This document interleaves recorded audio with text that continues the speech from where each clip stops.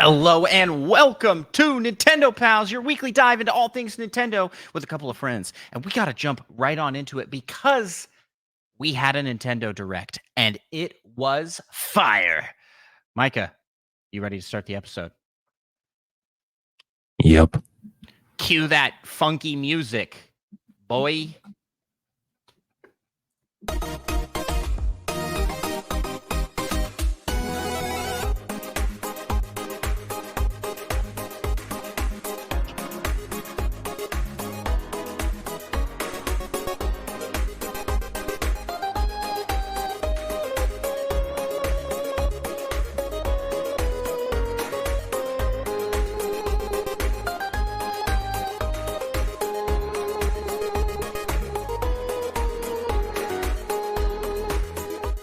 Greetings, fellow Nintendo Pals. My name is Andros. I am one of the hosts of the Nintendo Pals podcast, and I am joined, as I am joined each and every week, by my fellow Nintendo Pal, Micah. Yep. And Micah, I gotta ask, how the heck are you? I'm doing pretty good. A little better than normal, maybe? Maybe. Maybe. Because it happened. We shall see. It happened. It did happen. It did happen. And you weren't live with me to share in the experience. We're talking, of course, about the Nintendo Direct we had this week. This was a big one. But before we jump into that, I got to ask Mike, as you know what we're doing here tonight? Always. We're gonna try to take over the world of Nintendo podcasts, and we do that through 5-star reviews. So if you listening out there have not yet left us a 5-star review on your listening app of choice, what's wrong with you? What's wrong with you? Because you can join the Micah and Andros army in taking over the world. All you got to do is leave us a 5-star review. You can do that on Apple, Spotify, Podchaser, and Audible. All of those places let you leave 5-star reviews. So let's check things out here. I'm just gonna make sure real quick that we didn't get a new one this week that I missed. No, nothing new on Apple, but I failed to shout out at the beginning of the episode last week, so I will shout it out here that we got 5 new Spotify reviews. Hot dog. Yeah.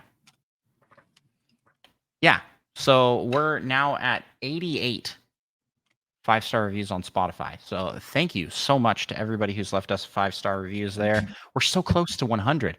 Hey, even if you don't use Spotify, just go fire it up and throw us a 5-star review. Then get rid of it. Is that against? I feel like that Spotify's, should like terms get rid of service or all something? your reviews if you like delete your account or something. I mean, you don't delete it. I assume it get just rid of it. Yeah. They can't just unlink it though, because then you could just keep creating accounts and deleting them and just keep reviewing something. I have a confession, Micah. All 88 reviews are from me, actually. No, just kidding. Doing that exact I'm thing. doing that exact plan. But we really do appreciate everybody leaving us 5-star reviews. All right, Micah, let's jump into the first segment of our show. Let's talk what you playing. What have you been playing? What have you been playing? What's on the gameplay? You know me and what I like to play. Yeah. Played some. You like to play Splatoon 3. Driver, now available on Android and iOS apps. Yeah, good luck finding it though by searching. So Micah launched his first. Did you say first? I mean, you had a version of this game up. I mean, yeah, previously. it's technically the same game. Very, very simple game. Yeah, But made better and not illegal according to the terms and services anymore. Yeah, so Yeah, Micah Google changed has something. made his first game, and it is up there on mobile game apps. Well, it's not your first game, but it's your first published game. We've made projects together, and there've been side stuff for sure. But yeah, So everybody should check that out. We'll put a link to it in the description of the episode. Yeah, And by 'cause that, that's I mean, essentially the only way to actually find it. yeah, Unless I you know by the that full I mean package Micah name. will put a link to it because he has the links and he writes the descriptions. That's true. Hey. So yeah, everybody should check that out. Try and beat our high scores. I'm in there under. You'll see my name, Andros1. Yeah, it's as usual. And you'll see Micah under there potentially as I'm the guy who has the top scores in 3 of the 4 difficulties. the dev. Feels a little like cheating, but you know what? People keep saying that. They're like, you developed the game. That's like cheating. Oh, first of all, it requires pressing 2 buttons. It's not like I have a leg up on anyone for knowing behind the scenes of how the game works. I mean, but you told me that you had actually gone in and manipulated your scores before we started. I said, I'm just kidding. I will do that if anyone happens to beat my score. Everybody needs to go in there so that Micah's high scores can be taken down. It's a fun game. Good luck. Yeah, I've been enjoying that one. But besides Driver, I like to say it offers upwards of 5 minutes of entertainment before you probably will get bored of it. I've put more than 5 minutes into it. I'll say that. That's a glowing review. Put that on the box. I've played more than 5 minutes of this game. That's just all it says. That's the end of the review. Yeah, I mean, I have been playing that some, but besides that, I have played the usual Splatoon 3 and Rocket League. But I did play a little Smash Brothers. Oh. I did decide to just randomly hop into the World of Light campaign a little bit. Nice. So I ran around the world map for like 10 minutes to find one fight that I hadn't done yet. Did that and then decided to just beat the boss again. They need a way to like know where the missing fights are. I'm like 90% complete, but I have no idea where to find the missing fights, and I don't want to just run around until I happen upon them. Yeah, there's a ton in that as well. So, you know, my youngest son has been very into Smash Bros. He is constantly asking to play that. Mash Bros. Nice. What he's been calling Mash Bros. Mash Bros. And he wants to play as Peekaboo. Nice. Because he still can't say Pikachu. I have tried really hard, but he loves Pikachu, and I like it. It's funny. He was always calling him Pika, and I was like, no, it's not Pika, it's Pikachu. Like, oh, Peekaboo in Mash Bros. Got it. Father, can I play some Mash Bros and some Peekaboo in Mash Bros? Yeah, he's like, yeah, we're both on the same page here. It's pretty funny. Nice. Anything else you want to highlight you've been playing? I think that's it. That's okay. We don't want to talk about what we're playing. We don't want to talk about what we're playing anyways. Next week, I will play Balatro again and some Perfect Dark. I have plans. Oh. First, I've been telling myself I'm going to play Balatro the last like 2 weeks, but this week I actually will. So I have played a variety of games since last we talked. I played a little bit. I'm just going to talk about some of the ones that I dabbled in. Just played like one play session of, not really like a big. Like I played a bunch of this. Suika game, Mario Party Superstars. Kids wanted to play that. We didn't make it through a full game. I was like, well, that's the end of that. I also decided randomly to fire up Pokemon Puzzle League and play through that entire game again, because that takes like 20 minutes maybe to play through the entire game. Some Clubhouse 51 worldwide games. Did we talk about this last time? How it's different in Australia? Yeah, it's just 51 worldwide games. They dropped the Clubhouse, right? Yeah, it's just called 51 worldwide games. That's interesting. And Gloomhaven. I don't know if we talked about this last time, but we played Gloomhaven together. You were playing on PC, and I was playing on Switch. This is my first time trying the Switch port of Gloomhaven, and it works good enough and fine. I have one major gripe with it, and so everybody out there that maybe has any sort of vision impairment, I would avoid this version of the. Actually, I don't know if that's fixable in any versions of the game, and what I would say is a fatal game design flaw for Gloomhaven. The text is not adjustable. The size of text is not adjustable. On the Switch, that's a problem because the screen is so small that the text is all very, very small. I know the game well enough and know the cards well enough to be able to play without it. But if I was learning to Just wait until you start a new character. yeah, if I was trying to learn while reading that, it would be doable, but it's just a little too small. I'm also old. Well, I'm you 30, can use you know? the built-in zoom function on the Switch. Yeah, which we learned about. Really kind of a hassle. Yeah, we learned about specifically for this. Yeah, if you double click, you have to enable this in the settings, but if you double click the home button, you'll have this zoom menu pop up and you can continue to control the game. That's pretty cool. That works. It doesn't enhance the pixels though, so it's still a little muddy.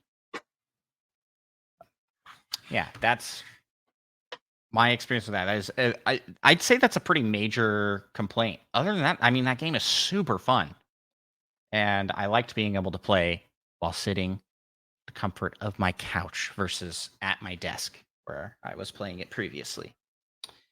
And then I've played a lot of The Legend of Zelda: Tears of the Kingdom. I finished my Minoru only run where I went through and beat the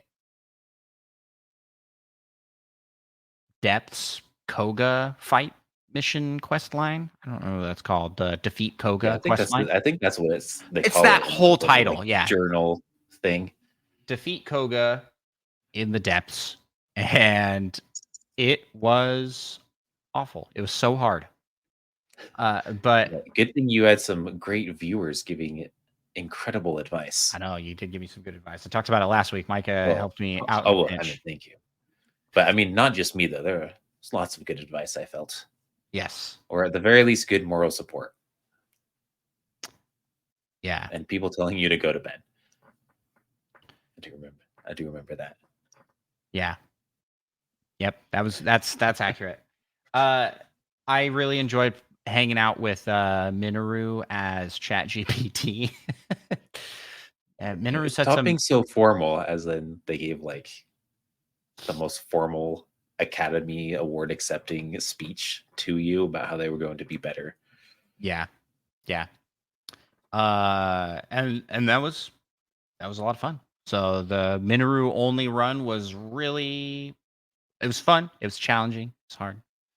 And then I also did a cooking stream where I went to each of the restaurants in Tears of the Kingdom that you can go to, and then I made those signature dishes in real life, including snail chowder. And it was delicious, right? It wasn't bad. I was shocked. I had to psych myself up to eat those because so it's definitely the getting past the snail part. I feel like yeah, just and looking at the it. concept of it. No, it's not just the concept. They look disgusting. I mean, this is escargot in a can. You like pull it out, and it's just like they're just slugs. They're just little snails. It's so how gross. slimy were they? They weren't slimy.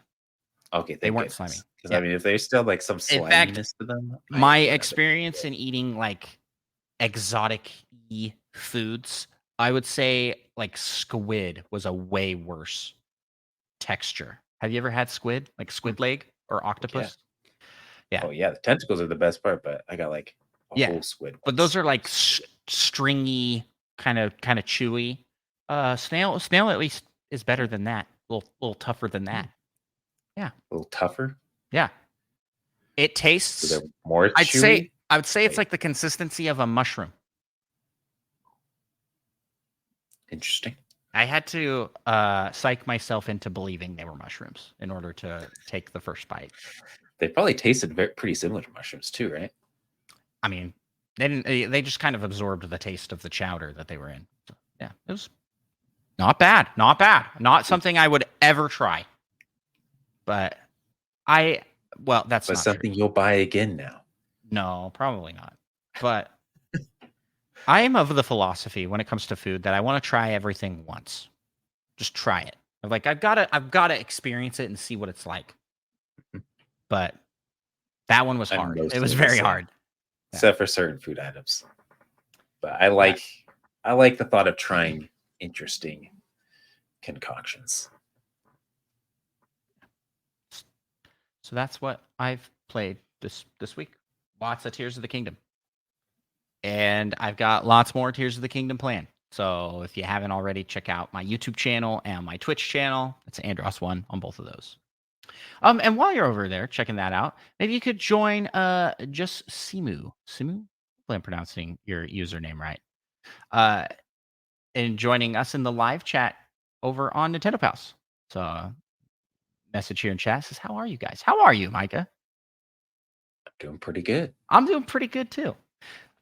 We stream these episodes live every Friday night, with the exception of Usually. usually there's some exceptions, but every Friday night, Nintendo Pals over on twitch.tv/Nintendo_Pals. Someone took Nintendo Pals. Can you believe it?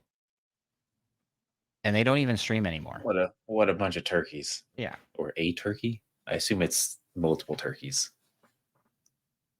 It's plural pals. I think it's just someone out there to steal our name. They were before us, obviously. But with that, I think we can move into the next segment of our show. We talked about your plan, so let's move in to the meat of the episode, and that's the Nintendo news. It's been a big news week, Micah. We had a Nintendo Direct. A Nintendo Direct, the first one since September. And I almost woke up in time to watch it live. Truly, you are a hero. I really thought about it. Did you see my text? Did you see my phone call? You called me? Oh, you liar! You did, and you're just like, no, I'm going back. I don't see any notifications here. I will admit, I joined and watched your reaction to it like 15 minutes after it started or so. Oh my gosh! Why? You could have been there. That would have been awesome. It was one of those things where you're laying in bed and you got just one eye open. I don't know if other people do that. When I'm really tired and watching things, I just watch it with my left eye. I don't do that. I feel like maybe But that's not the normal I thing. have lately in this phase of life fallen asleep with my phone watching something and then waking up when it ends and like, oh, I guess I'll have to finish this Well, that's another a good time. episode. Yeah, I'm like, oh no. Oh no. Okay, so let's talk some news prior to the Nintendo Direct. Right? We had the Nintendo Direct. Oh no, wait, we don't have any news prior to the Nintendo Direct. That seems like that's where it kind of all starts. Plus, we talked. Didn't we talk about the person smuggling cartridges? Did we talk about that? Let's talk about it. Sounds really familiar, but I don't remember. Okay, well, let's talk about it again. A woman was busted for smuggling 350 Nintendo Switch game cards in her bra. Like, bra. What are you doing, bra? She was intercepted by customs officials, hoping to get away with just just sneaking past with that stuff hidden in the clothing, and it did not work. What was she gonna do with all those cartridges? Probably resell them, right? But but I I like guess, to yeah. think They live I white. like to think that she bought every game she possibly could that was banned in China and was planning to just bring them home and play them all. I will. Yeah, they're all just for her. Yeah, all All 150. 350. Yeah. And I don't they Cartridges. assume they don't mention any specific games. They don't. Although if you look real close at this image, you can probably tell what some of the games are. That's pretty low quality. 350 copies. It's like one of those like drug busts where they like lay out the drugs and like take a picture of it, but it's just like a table full of Switch cartridges. It's like the worst Oh, game you could get. definitely looks like some Animal Crossing, maybe. Oh, there you go.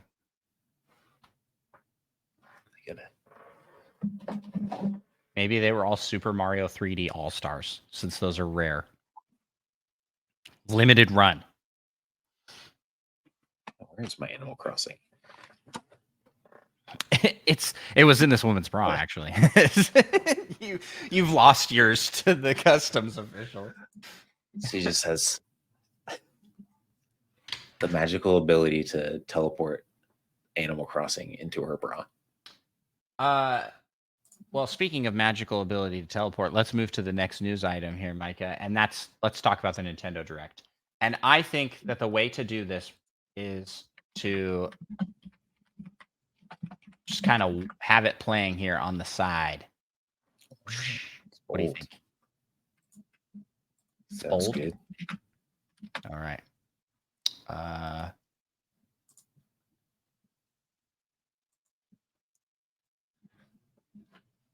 I have it here.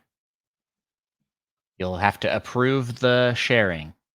So, Nintendo Direct happened on the 18th, and they wasted no time jumping straight in to Mario and Luigi Brothership, which a brand new game in the Mario and Luigi series was not on my bingo card. Very unexpected. What'd you think of this one, Micah? I mean, Mario and Luigi games are always great. This looks good. Did they show off any like combat? I don't remember seeing like anything. Yeah. I only remember like the overworld stuff. Oh yeah, look, they got it right there. They showed off like different brother combo moves. Like Luigi hits Mario while he has the hammer and it like spins him. Oh yeah, Luigi hits it up so that Yeah. Luigi or Mario has more force coming down. I do remember that now. I mean, I feel like this can hopefully fill the void of old school Paper Mario RPG stuff.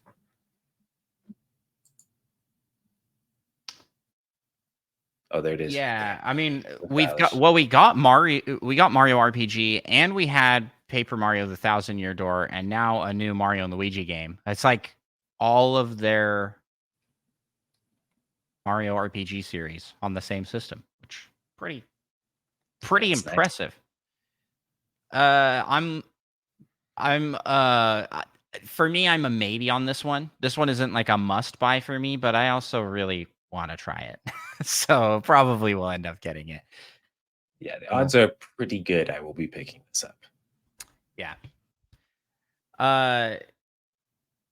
I like the noodly animation and the aesthetic. It looks good. Next, they showed off more Nintendo World Championships NES Edition. And piqued your interest a little more now. Well, because it showed that you had full speed runs in it. So it wasn't just how fast can you grab the mushroom? It's like, how fast can you beat the game? And so there will be like an online leaderboard that you can do speed running on, which I think is pretty fun, pretty cool. And you can play against ghosts of other players while running. That just looks really fun. This one definitely piqued my interest more. What are your thoughts on this one? Yeah, I mean, this is definitely right up my alley. Yeah. Especially, I like that feeling of just crushing all my friends' scores. Makes me feel real good about myself. Yeah, I noticed. I mean, it's what you done to me my whole life. So yeah. What? I let you have some things. Next they showed off Fairy Tale 2, which is a game I'm not personally interested in, but looks good enough. I assume you don't have much to say on that one. Yeah, nah, not. Well, and then we Not saw sure. Fantasian, which is from the series producer for Final Fantasy. So a Square Enix game, RPG that has a like bullet mechanic where you're trying to hit more enemies by aiming, pathing, and And you can like curve. It's a very interesting mechanic for an RPG. I feel like, yeah, which is I'm I think usually a good thing. I have no interest in that game myself, but could see people being into it. Yeah. You want to hit us with the next one, Micah, while it's playing here on the side? Well, we got a free update for Switch Sports. They are adding a basketball, and it looks Yeah, like it's just 2-on-2 now instead of the 3-on-3 in the Wii version. probably so you can do online. Yeah, that makes sense. I do like the 4-player free for all 3-point shooting contest where all the balls are just colliding. Yeah, kind of feels like the game we used to play Bump every But yeah, day in high school. So yeah, that looks fun. Definitely try that out. I mean, free update. It feels like too little, too late though. Like yeah, it feels really late. they're adding just little They came bits out and bobs. last summer, right? I think it came out before that. It's been out a while.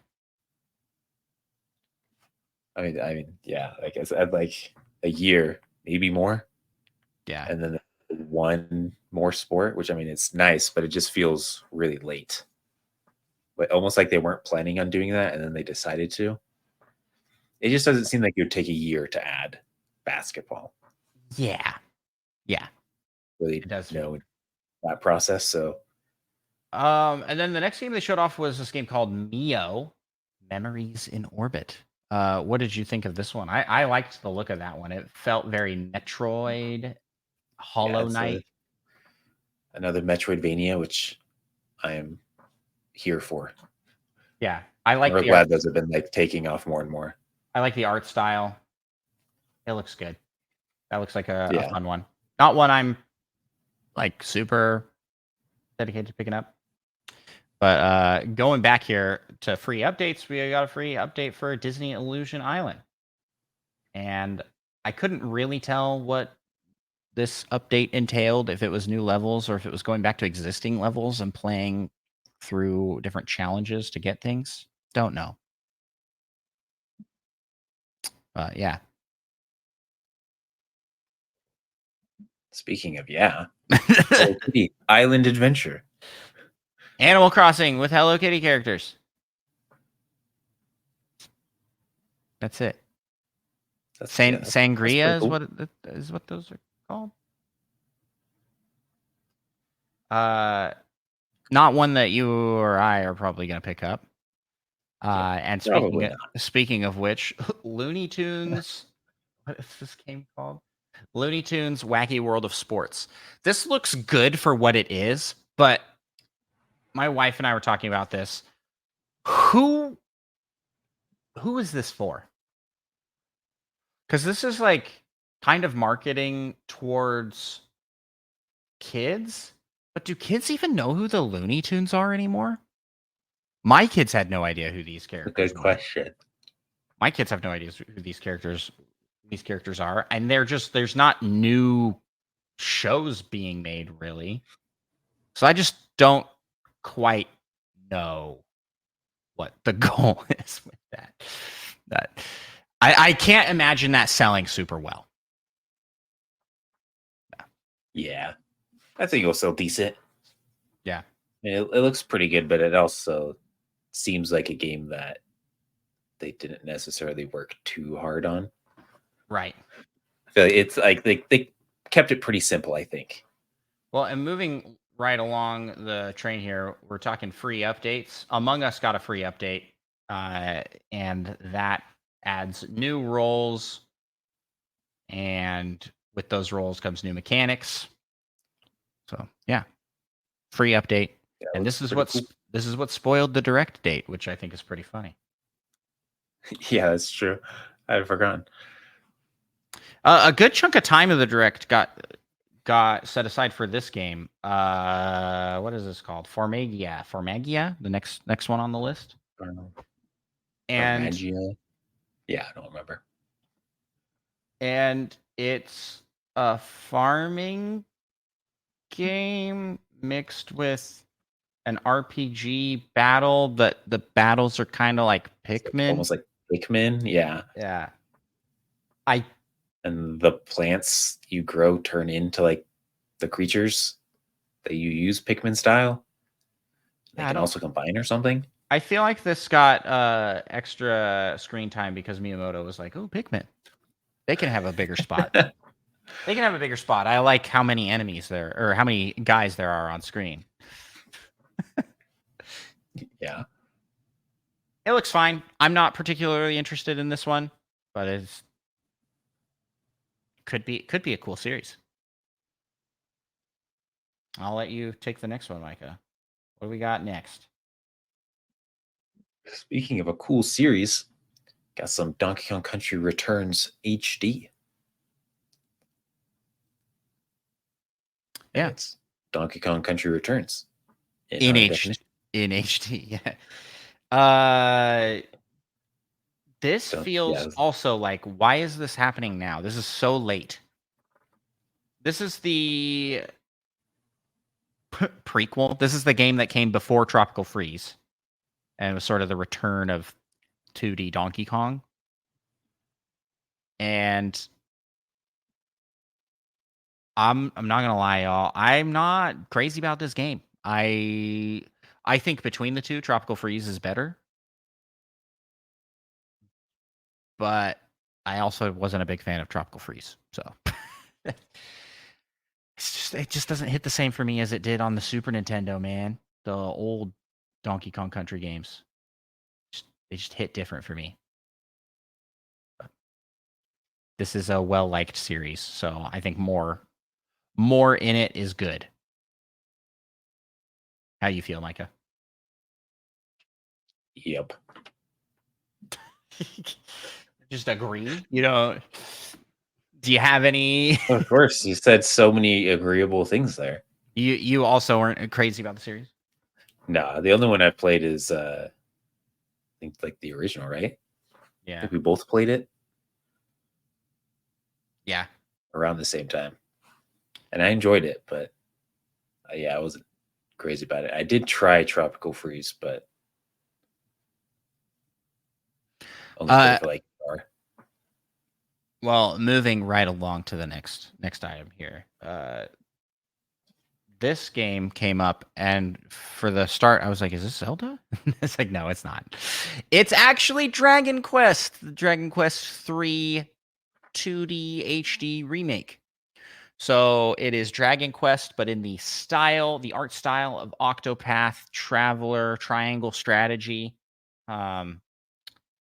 and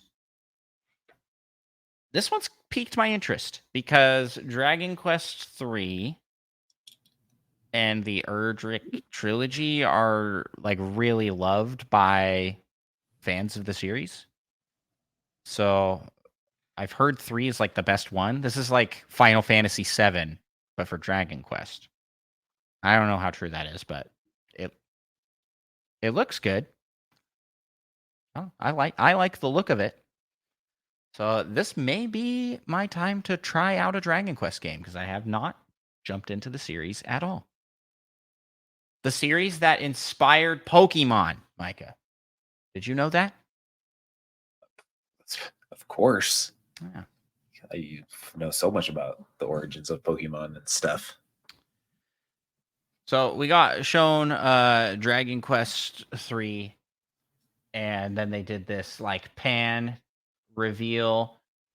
Actually, all of the trilogy will be There's more. coming.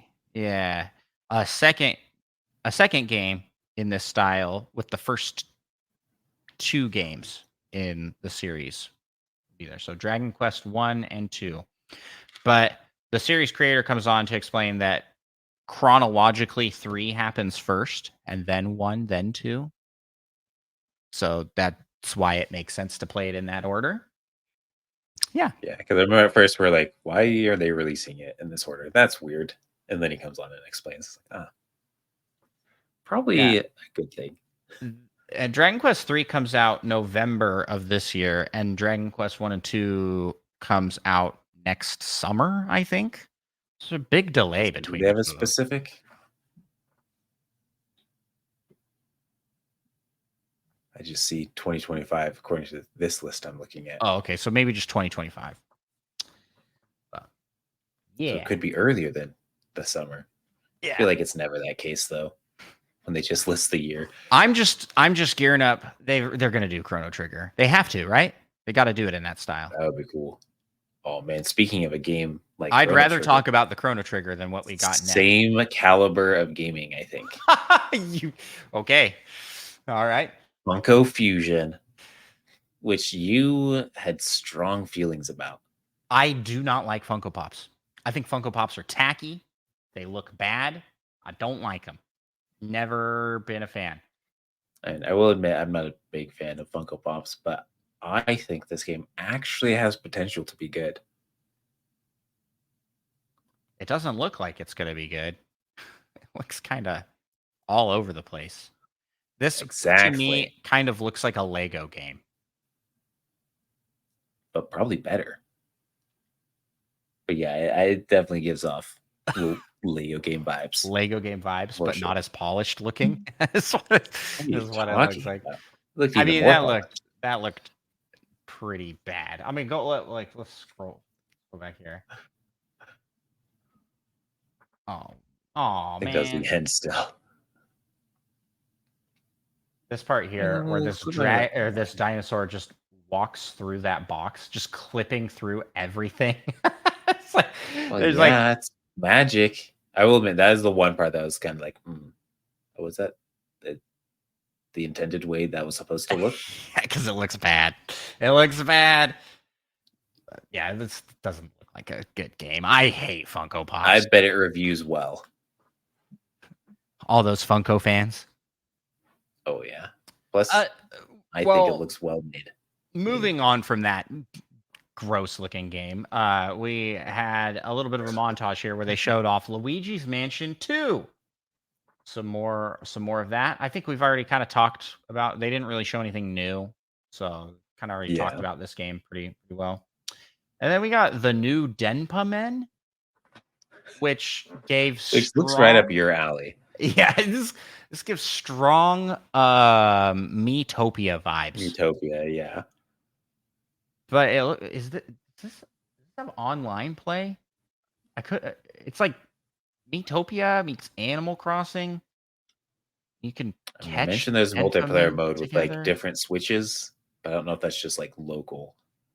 It's free to play as well. I don't know who's developing that. Who's making that game?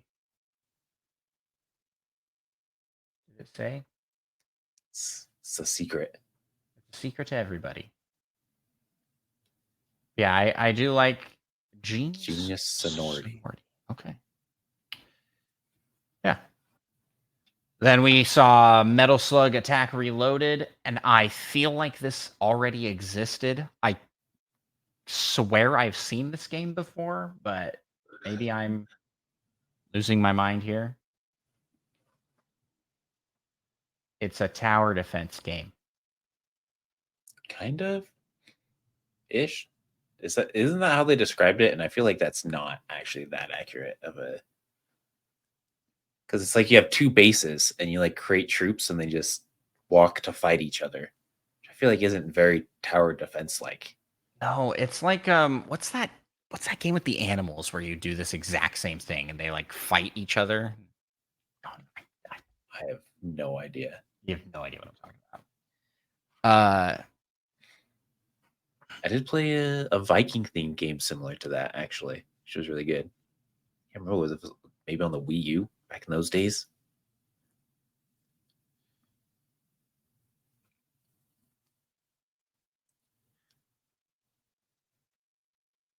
I'm trying to find the name of the game. Auto Pets, Super Auto Pets. Is the name of the game. It's not familiar sounding at all. Popular stream game. Then we got, hey, it's Darkest Dungeon 2. It finally coming out. Remember when we picked that for Fantasy Critic League? It got postponed. Actually, I don't remember that. Didn't we pick Darkest Dungeon? I don't think we did.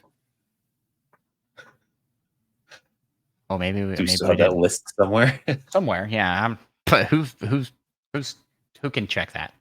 But we don't need to check that because the next games on the list were ones I was very excited for. It's A Legend of Zelda: A Link to the Past, 4 Swords.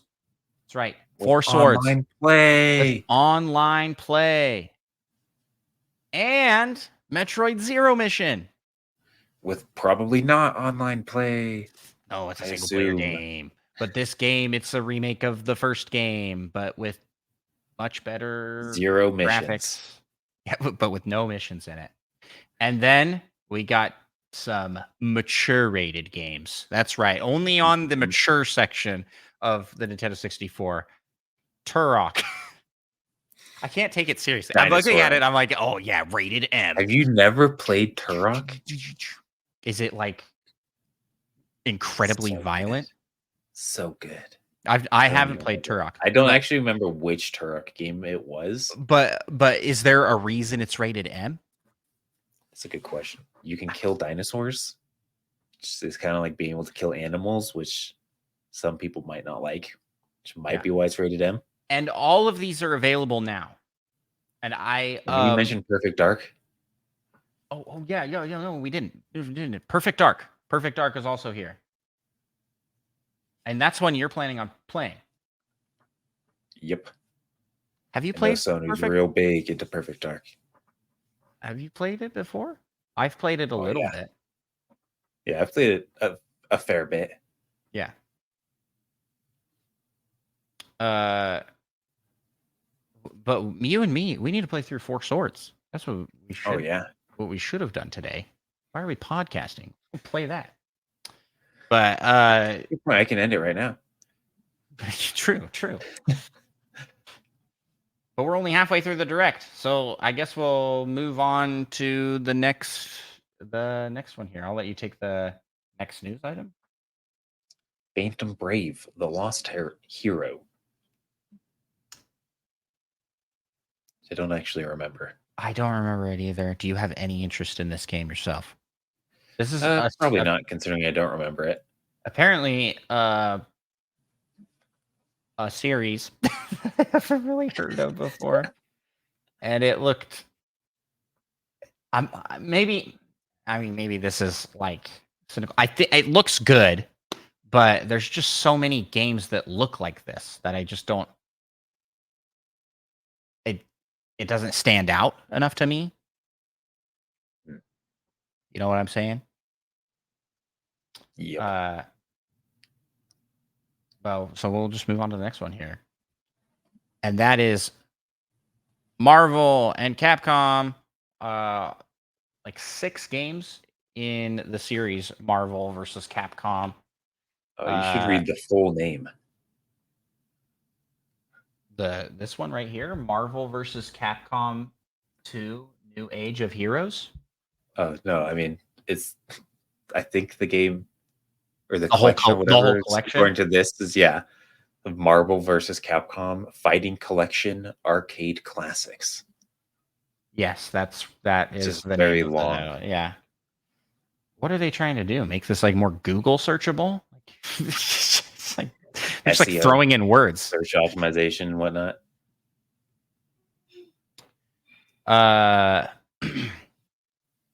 Will here in the chat says, love how they reference gonna take you for a ride in this trailer. I don't know what that means. What is that? Do you know what that means? Oh, of course I do. Of course you do. You know me and my experience with Marvel versus Capcom I arcade like classics. I like these games in that they're just a really cool crossover. There's a lot of characters, but I'm not into fighting games really. So Yeah. yeah, yeah. So that's where that ends. It's like, wow, what a cool idea that I probably won't play. Yeah, but it looks well done. It is. This is a good collection for sure, for sure. Uh, this next one I am very excited about. I'll let you take it though. We talk to it. Yep, they showed off a new Mario Party, Jamboree. So that's pretty cool. Yep. Super Mario Party Jamboree. And you want to freeze frame on that, Micah? Enhance. I Oh, wow. believe all of these We're looking characters at will be playable. it looks like it. Well, Is it the same number on either side? It is not, but all of these Interesting. characters were playable in the previous Super Mario Party, except where's Diddy Kong? And Toad and Toadette were not playable. I think Shy Guy is new. I don't think he was. No, he was playable in the last one. And I hope It Goomba's seems like back. they wouldn't have Goomba. No, Because that Goomba means you was can't there. have like Goomba was in you the. can't have any Goombas in mini games. Yes, you can. That's the Remember, he case. doesn't have hands and he like paddles with his mouth and stuff. Don't you remember that? Well, I mean, like in the mini game. Oh, If there's like you got to I'm jump on 10 I'm Goombas or fairly whatever. certain I that don't know. was I'm fairly certain that was the roster we were looking at, and those are the playable characters. But maybe not. Oh, Seems because wait, no. loosely reasonable. Look at that You say weirdo. that, but like He Ninja is wasn't even not in here. there. Yeah, and he is definitely playable. So maybe not. Maybe I'm completely wrong. Maybe this will just have a huge roster of I characters to mean, play Goomba as. Lagoon, they got Goombas jumping in the background. It just seems like it'd be weird to have a Goomba. Okay, we're jumping all over the place here because I'm trying to keep up with the trailer. I was so excited for this. It looks to be a combination of the previous two Mario games, in that it has Super Mario Party's use of the single Joy-Con, and so it will use like the Joy-Con controllers, which have a lot of cool tech in them that work well in a game like this. But they'll also have a combination of some more like classic style mini games. So it'll kind of mix between the two. And I'm assuming, given the way the previous games have been, there will be settings to turn off which mini games you want to play with as well. So if you don't want the motion control ones, you can turn those off. The maps looked good. I liked the look of all of the maps. Yeah, see that Toad was not the same Toad that gives the star in the other games. So I think Toad and Toadette. Oh wait, you can see it on the bottom. Toadette is playable right there. Boom. All right. So shout out to our That just friend seems Roger. weird. He is going to get this game and love it. He wanted playable Toadette in the last games so bad. Also, is that was Blue Toad? You can play as Blue Toad? That looks like a red toad. Scroll back. Enhance again. I keep scrolling too far. But that toad's also. Right there. Yeah, but there's multiple toads. Yeah, So never you can't mind. trust Maybe that. okay, all right. I mean, although one of them looked like a non-toad character, so It was a Shy knows? Guy as well. oh, was it a Shia? Yeah, we'll see what we Just got have to here. wait and find out. I liked guess. the mall map. The other maps. I mean, let me just pause it so we can see what all the maps are. Okay, we've got Mega Wiggler's Tree Party, which looks to be Great very name. foresty. It looks very pretty, yeah. King Bowser's Keep. That looks fun. It looks like it has like a mechanical Bowser in the middle that'll do something. Roll'em Raceway, which they showed a special die that could move like 50 spaces in a turn. Yeah, I think it's just like 4 dice. So you could move up to 40 if you rolled 10 4 times. But what are the odds of that? Goomba Lagoon and Rainbow Galleria. In addition to those maps, we've got a map from Mario Party and Mario Party 2 returning. One is something Western Land and Mario's Rainbow Castle. Yes. And then we got shown something very cool that will be in this game. They showed off the different controls and mini games. It looked like there were quite a few, over 110 mini games. It's popping up right there. But then they showed this new mode where it's called Koopathon?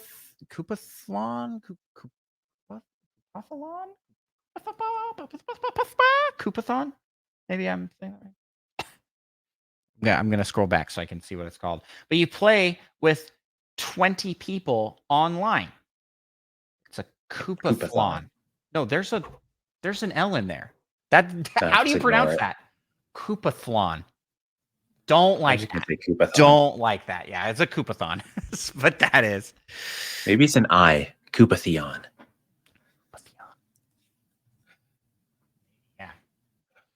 Yeah. You are playing with 20 people online, and it looks sort of like Elimination Fall Guys style, potentially. I dig it. I like the idea of just this crazy amount of people playing. And that's not all. They were like, there's even more game modes coming. And they quickly showed people being carried away in a little basket. They showed people slicing eggplants. A giant Bowser battle. There's like a bunch of modes. Yeah, a bunch of modes. And this is coming out right around my birthday. So I'm very excited. Very excited. Still feels very far away, but I'm still pumped. Can't wait for that one. And I thought, wow, that was the best thing in the presentation so far for me personally. And I was like, this is Nothing so high. will be able to top it. Nothing will be able to top that for sure. But then Nintendo went and proved me instantly wrong. Instantly wrong. That's an I, not an L, says Fedora Will. I don't know. I don't know. We can't confirm or deny based off the pixel size. But would it not? I mean, either way, it's still weird, right? Yeah. Either way, it's still pronounced weird. So, Micah, tell us about this next game. That looked kind of boring to me. Yeah. Oh, yeah. The Legend of Zelda, Echoes of Wisdom. Yeah, so the trailer for this one starts with Link running in. He's got the like Breath of the Wild hood on. And then he takes off the hood and he's like, yeah, defeat Ganon. And then a big old rift opens up. And for the first it's chunk kind of like the chibi-ish art style that made me think it was a remake. Yep. The first chunk of this, I thought, oh, is this a remake of because it's in this same-ish style as Link's Awakening. Yeah. The same kind of toy box art style of Link's Awakening. That I thought it was a remake of a different game, but then Link gets sucked into the void, shoots and frees Zelda, and then Zelda runs away, and you realize we're playing as Zelda. It's finally a Zelda game. Echoes of Wisdom. And pretty hype. This was also not on my bingo card at all. This was out of nowhere to me. In fact, I recorded a podcast with our podcasting buddies, Presto and John over the Game Corner podcast. And I was like, they'll never do that. They will never make a Zelda game where you play as Zelda. I just don't see them doing it. Literally the night before. So this one was a big shock to me, and Nintendo has enjoyed proving you wrong with this direct. They love it. They love to throw some curveballs here. Nothing. There were no major leaks ahead of this, other than the date of the Just direct. Among Us. Yeah, Among Us. But they leaked it themselves. They accidentally posted the trailer early. This game looks really fun. It's kind of it follows a Zelda formula, but it's got a very The combat and mechanics are very different looking. Yeah, because you have like a copy ability where you can scan something and then make a copy of that thing in the world to get around. There's it looks like there's a limit to what you can do based off of the triangles that the little dude that you carry around with you, the little fairy Scans. Yeah. So it kind of has like a really cool freedom in its in its in that mechanic, while being what looks to be a more linear Zelda adventure. It kind of made me think of Scribblenauts a little bit. Like it seems like there'll Yeah. be a lot of different ways to solve things. Yeah. And you can also collect and then scan and cast enemies that will fight for you. So you can bring out like what are those little piglins that and at one point I think she uses a re-dead, which is pretty cool. Summoned a piece of meat as bait. Yeah. I think there's going to be a ton to explore and do in this game. And then we're going to find the one thing that's just broken, and everybody's just going to use that one thing. Spam that, yeah. yeah. But Although it looks like some things have different values. Yeah. Like when she summoned that piglin dude, it used up 2 of the triangles compared to like 1 for a bed. So that keeps things kind of balanced. You can't just spam the same thing. Well, Aonuma said he's like, I actually don't even know how many things there are in this game that are copyable. I have not counted them all. Which, what does that mean? Like, you haven't counted them all, or like, does nobody know? Someone has to know, right? I mean, that knowledge has to be somewhere. Yeah. Maybe not necessarily anyone knows it, but. And with this, they're launching a new Nintendo Switch Lite design, which looks very cool. I like it. It's pretty nice. It's gold. It's got the Triforce on it. The wings. But man, can we really justify buying a Switch Lite in the year 2024? I mean, who knows when the next Switch is coming out? 2025. They've already said they're showing it at the end of this fiscal year. Showing it? I mean, they could be releasing it 2028 then. But my wife instantly was like, "Well, I know which Switch Lite I want to get." I was like, because she's been wanting to get her own Switch. Yeah, it is very nice looking. Like relatively low key, which I feel like works better. Yeah. This game looks really fun. So obviously this takes the cake for like biggest announcement for me from this direct. Biggest surprise. Also, so far, of course. Story-wise, Zelda in jail? Huh? What happens? Everybody goes, "This is all your fault, Zelda," and they put her in prison. That doesn't make any sense. Seems unlikely. But man, this game looks really pretty. I'm so excited. I'm very excited. Yeah, and it looks fun for sure. This game launches. It's relatively September, was it? Oh yeah, September 26th. September 26th. Fedorable Will says Pig Ganon on the box art, so he is likely the antagonist. Maybe because But he dies in is the he first though? Well, yeah, he he gets like beat right dies. away. Yeah. Does he actually disappear, or does he then get sucked into the void as well?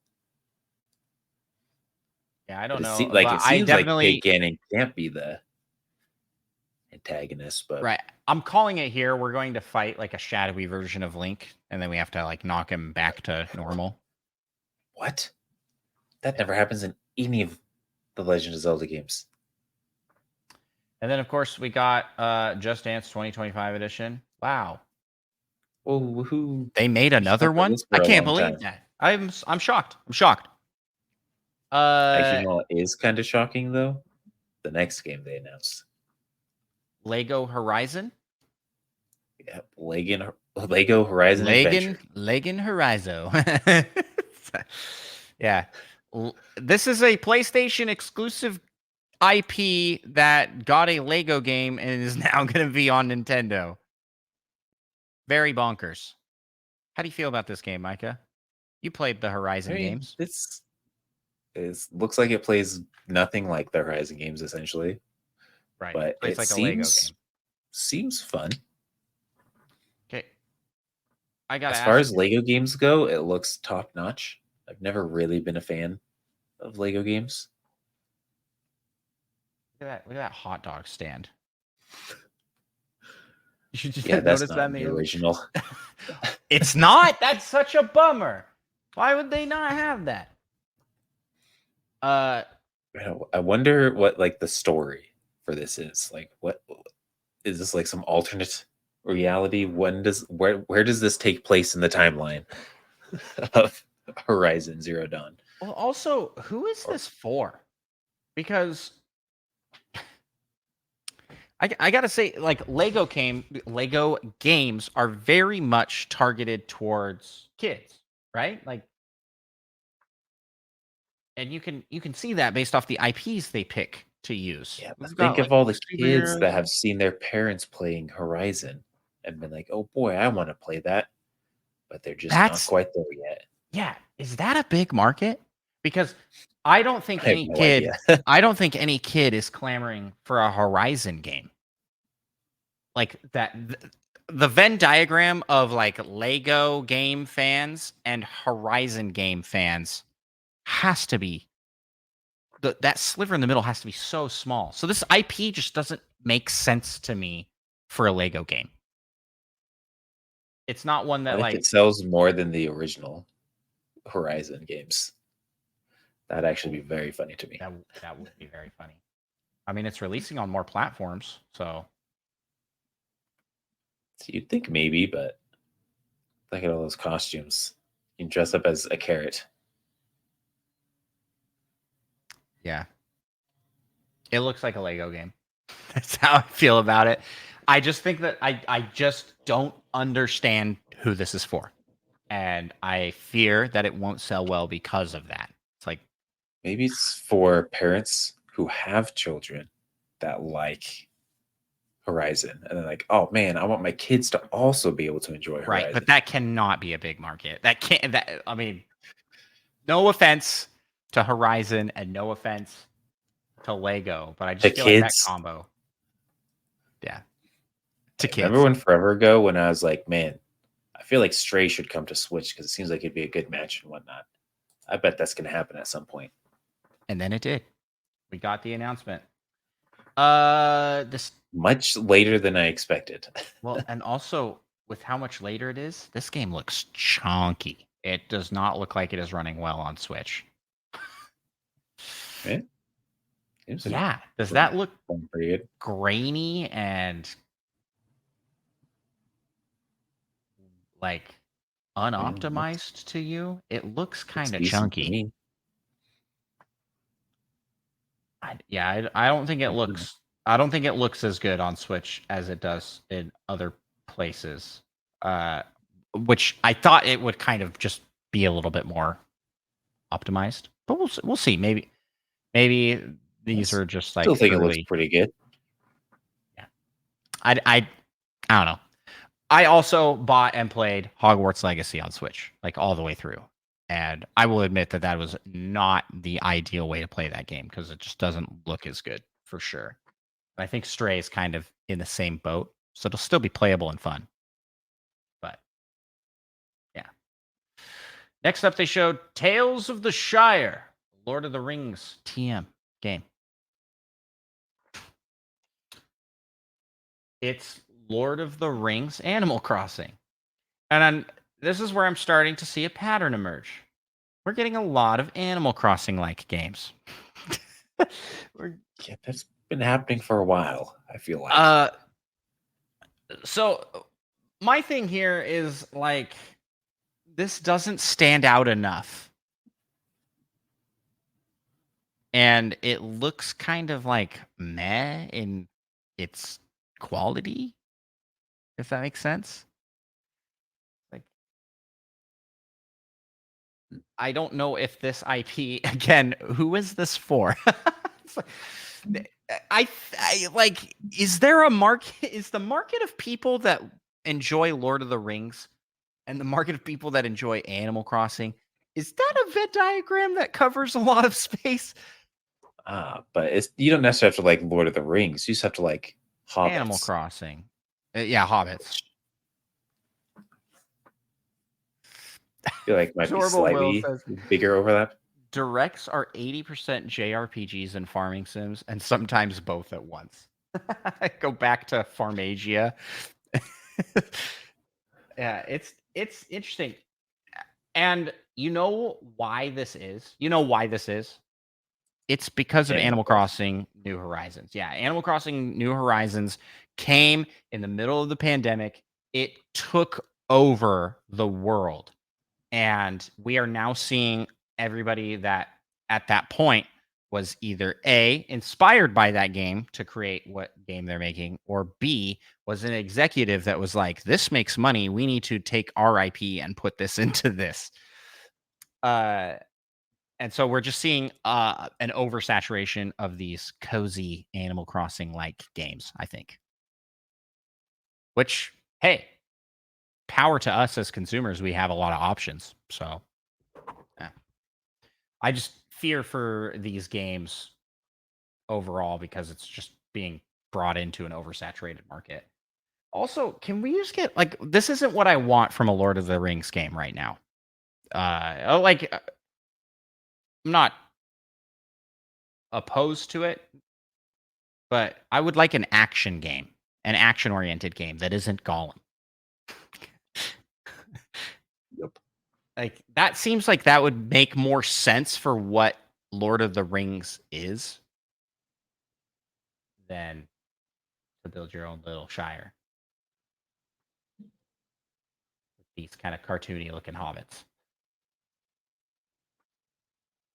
But who knows? Maybe we'll be proven completely wrong and these will sell crazy well. Next up, we've got Ace Attorney Investigations Collection. And this is the one where you play as the rival of Ace Attorney, whose name I don't remember, but who has a very frilly little shirt piece thing. Scarf. He's Edgeworth. Right? Something like that. Just off the top of my head. I don't know, but the hand-drawn characters and animations look real good. And you can switch back and forth between the old style and new style, which is cool. Yeah. You're right. It is Edgeworth. It just showed his name. Yeah, I read it when you spoke a little bit ago. I see. Moving right along. I'll let you take the next one. The 100 line. I'm gonna be honest, I don't remember this one either. At least not the name.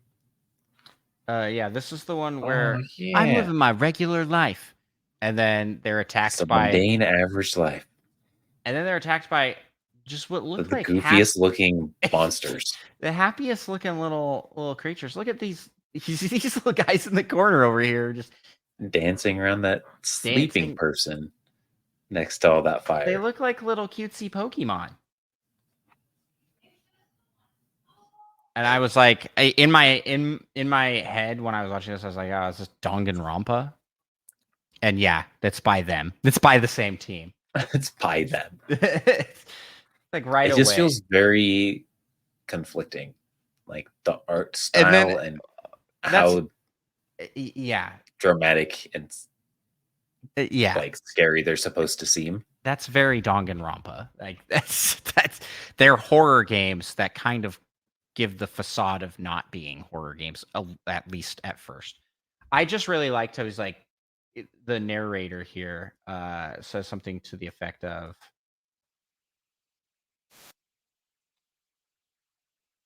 There's no sound.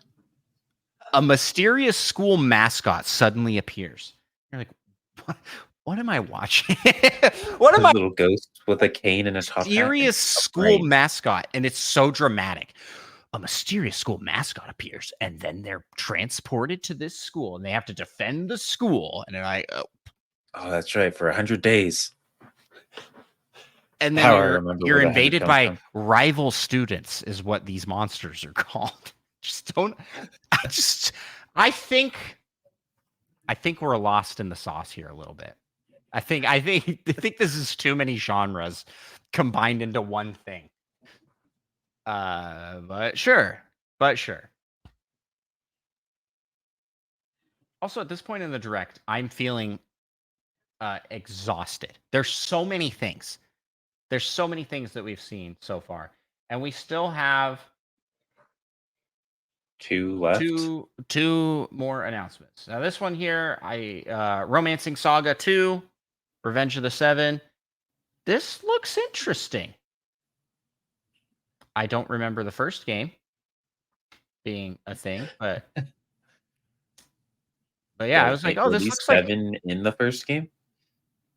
yes, because you defeat the 7 in the first game, and then they are trying to come back in the second game. So this it's a Square Enix RPG, and I'm wondering how they are churning these out so fast over at. It's actually wild. There's so many. There's so many. They're just pumping them out. Let's move on here. I'm not crazy interested in this one either, but I am But interested. you are crazy interested in this next one. Yes, because at this point, what are they going to end with? And I, in my There's heart of only hearts, one thing knew. it could possibly I be. knew. Right. They showed Zelda. As at not the 26th showstopper. Yeah. And so it has to be Metroid Prime. There's 4. nothing else it could have possibly been. And but Metroid Prime 4, it loads in. But Micah, I will say here, much to your disappointment, when I was watching this part, I had no idea if this was Metroid Prime 4 or if this was 2 and 3 remakes. No idea at this point. I'm like, could this be Metroid Prime 2? Or when would you ever see a ship like that in 2 or 3? I don't know. How dare you? And also, I feared just a little bit when she jumped out of the ship that it was going 2D. It would turn into a 2D game, and it was going to be a new 2D Metroid game. I mean, I would not be upset about another 2D Metroid. I wouldn't either. Kind of upset, but that I literally, while the trailer came in, I was like, "Go into the helmet, go into first person, do it!" And then it did, and I was so hype. How did you feel watching this one? I was very glad to see a trailer for Metroid Prime 4, and it looks relatively nice. But let's be honest, all it showed was classic Metroid Prime stuff. There's not much nothing here that I wouldn't have bet my life would have showed up. Except maybe Silex.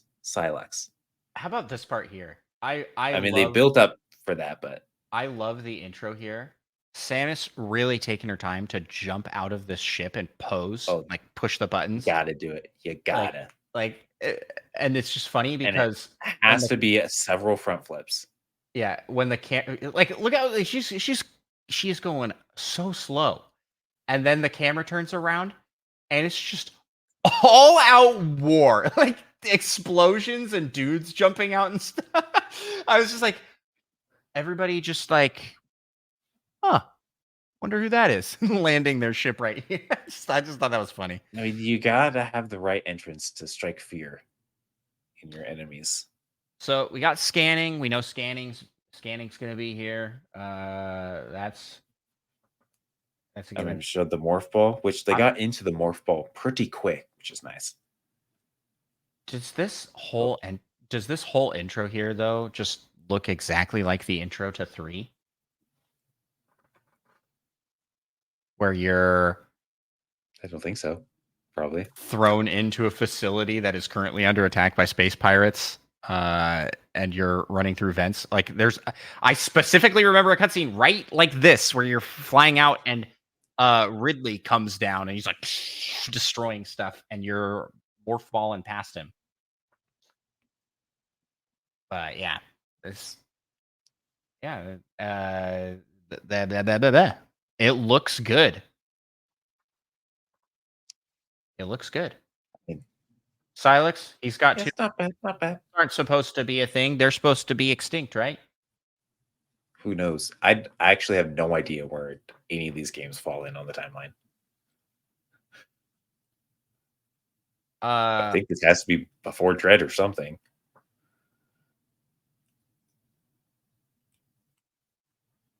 Yeah. So I mean, I was very excited to see that there was Metroid Prime trailer, and it's still happening. But I will admit, it was a fairly lackluster trailer. Yeah. It didn't show anything really. I think what we were seeing there was the introduction of the game. Like that's the first part of the game. Yeah. And so before you you lose all your stuff. Yeah, going you know, beyond. right here, immediately after, Silex is going to do something and you lose all of your powers. You're going to have to go find him again. Although, to be fair, they only showed them Samus having the regular missile and shot abilities, I think, at that point. So who knows? Maybe you just start with nothing. Maybe that's the point right after you lose everything. I'm interested in that portal-y looking thing behind her, though. And they show a giant tree. And then the what do you call it? Not like the symbol, the backdrop item thingy picture. Looks kind of like a black hole.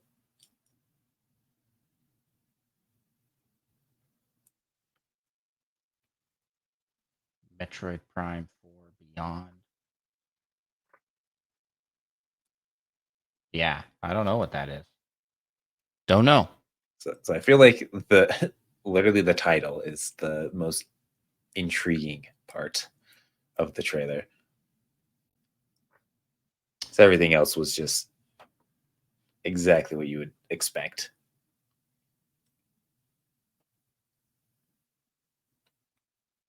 Yeah, also, yeah, so Silex was in previous games, right? Yeah, he was in Prime 3 and I think Hunters on the 3DS, maybe just the DS. You switch our cameras back. And I only remember a little bit of lore. In Prime 3, if you like 100% the game, there's like a little extra cutscene of Silex's ship like following you afterwards. Mm-hmm. And then I think in Hunters or something, there's some lore about Silex stealing some hatchling Metroids, which explains why they have two of them that seem to follow them. He hates the Federation. Oh, that's right. And likes stealing Federation prototype weaponry. But why? And hopefully we'll actually find out. Yeah. So they've been kind of building up to him being a villain in previous things. Yeah. It's only taken like 12 years for it to pay off. Yeah, but maybe he's not even a villain. Maybe he's actually secretly a good guy. Maybe he's actually a she. Oh, to pull the same twist that they did for I don't know, for Samus. Yeah. Actually, that would make a lot of sense. Maybe it's just actually Samus it from Other M. They're different timelines or something. Huh. But then they just gave a broad 2025 release date. Lame. Yeah. Well, I was so disappointed. I was like, holiday. No, nope. That's not the holiday game. You know what the holiday game is? I think it's actually Romancing Saga. Brothership. It's November. Because we got that November. September was Legends of Echoes of Wisdom, and October Jamboree Mario Party. So those like 3 months Stacked. are gonna right before the holiday season with the Switch Lite. They want that console record, and they're gonna get it. I think You're right. Are they going to right before? Yeah. I was gonna look at all the release dates. Do you have a list up? Yes. Because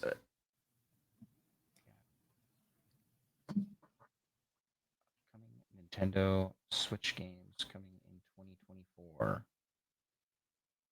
At least a list for the games mentioned in the direct.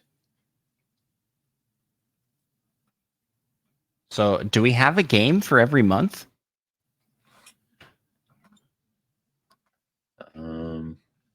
I think there's maybe not every month. Luigi's Mansion this month.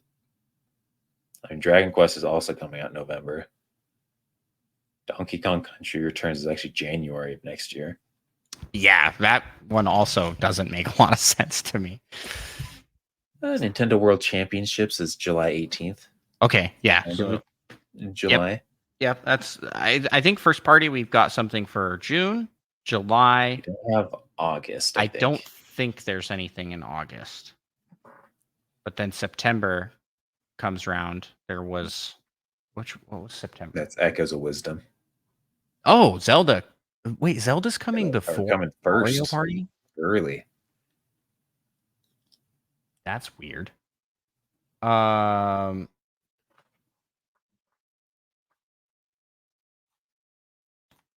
Mario Party was October. Yes. And then Brothership is November. I don't think there was anything specifically in December, but Donkey Kong in January. They want to give you enough time to get it before December. Right. Yeah, so there's a lot coming. And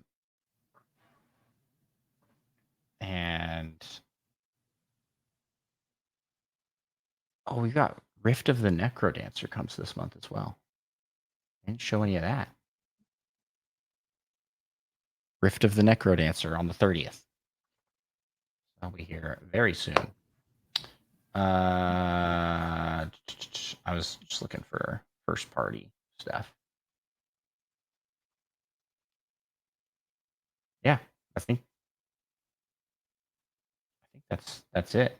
But Micah, what are your thoughts on the direct overall? It is a very good direct.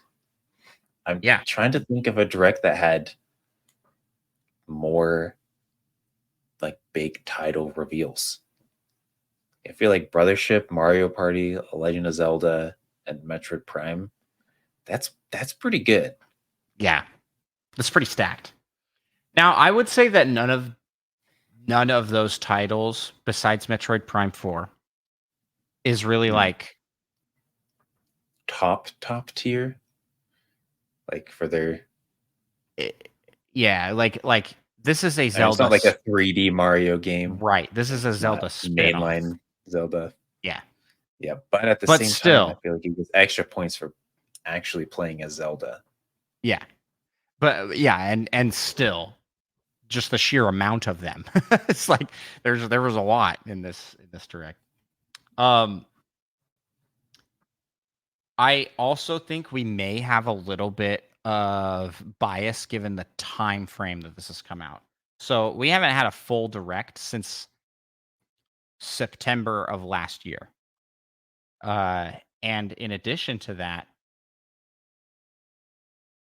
there this this E3 time period, this summer game time period was pretty lackluster across the board. We're in a very lull year for first party titles from all of the major publishers. And so I think this direct stands out in that regard because it's kind of like a puddle in the middle of a desert. It's just like so the contrast, right? Yeah. So But when was the last time there was a direct where I was planning on buying 3 full price games from? that's true. That's true. So I think for me, And then if I pick up Luigi's Mansion, that would be 4. I am planning on picking up 1, 2, But 3, that was already done. 4, 5 games are for sure from this direct. And That's then a lot of games. Yeah. Yeah. My wife goes, "How much money will that be?" I was like, "We can't think about that. We can't think about that." But yeah, that's like For the podcast. it's crazy how much content was packed into this direct and how much of a turnaround it is for the end of the year that most people were saying was kind of gonna be slow. It's gonna be a slow. Yeah. Because people are like, "Oh, the next system's coming out real soon, so they're not going to be any like big titles." They And feel pretty dumb right now. then they drop a new Zelda and a new Mario and Luigi and another Mario Party. Like what?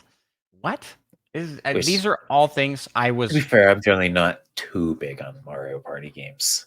I like Yeah. other people having them, so when I visit, I can play them, but Yeah. In you'll need to own them myself. in this direct, the only things I had really expected to see were Luigi's Mansion 2 HD, Nintendo World Championships, NES edition, and Metroid Prime 4. Like I was like, we have to see Metroid Prime 4 at this point, right? Like they can't not show it. And the vast majority of everything else on here was a major surprise to me. So that's so cool. They did a really good job of not having major stuff leak. Yeah. Yeah. I give this an S ranking. I got to do it. It's got a little bit of everything for everybody. I'm trying to think. I feel like the last one that rivals it wasn't Odyssey, and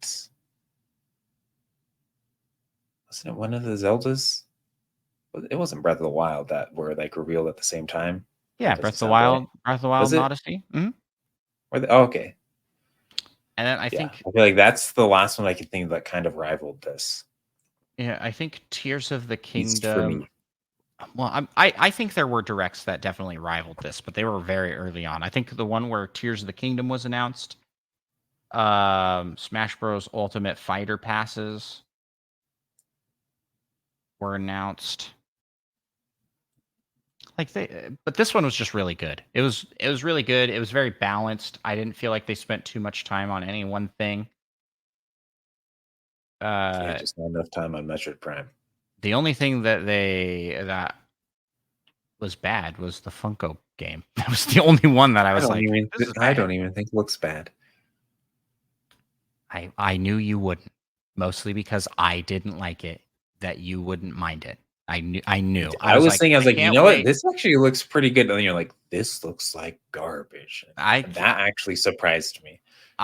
Oh really? It surprised you? Yeah. Have I never voiced my disdain for Funko Pops? Dude, I don't think so. Or at least I think wasn't there. listening. I put it out on the Discord.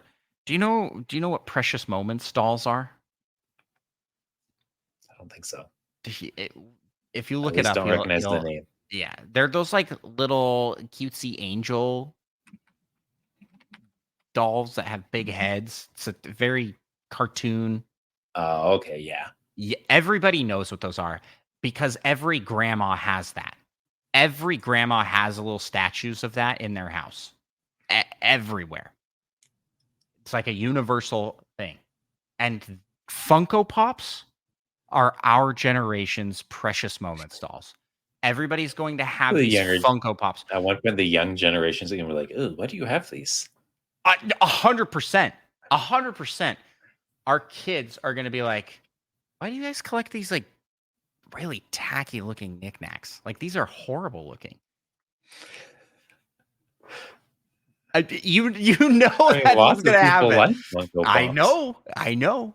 But lots of people like Precious Moments dolls. You Did guys they are really though? you guys are gonna look like old people. You're gonna be in your house with your little doilies.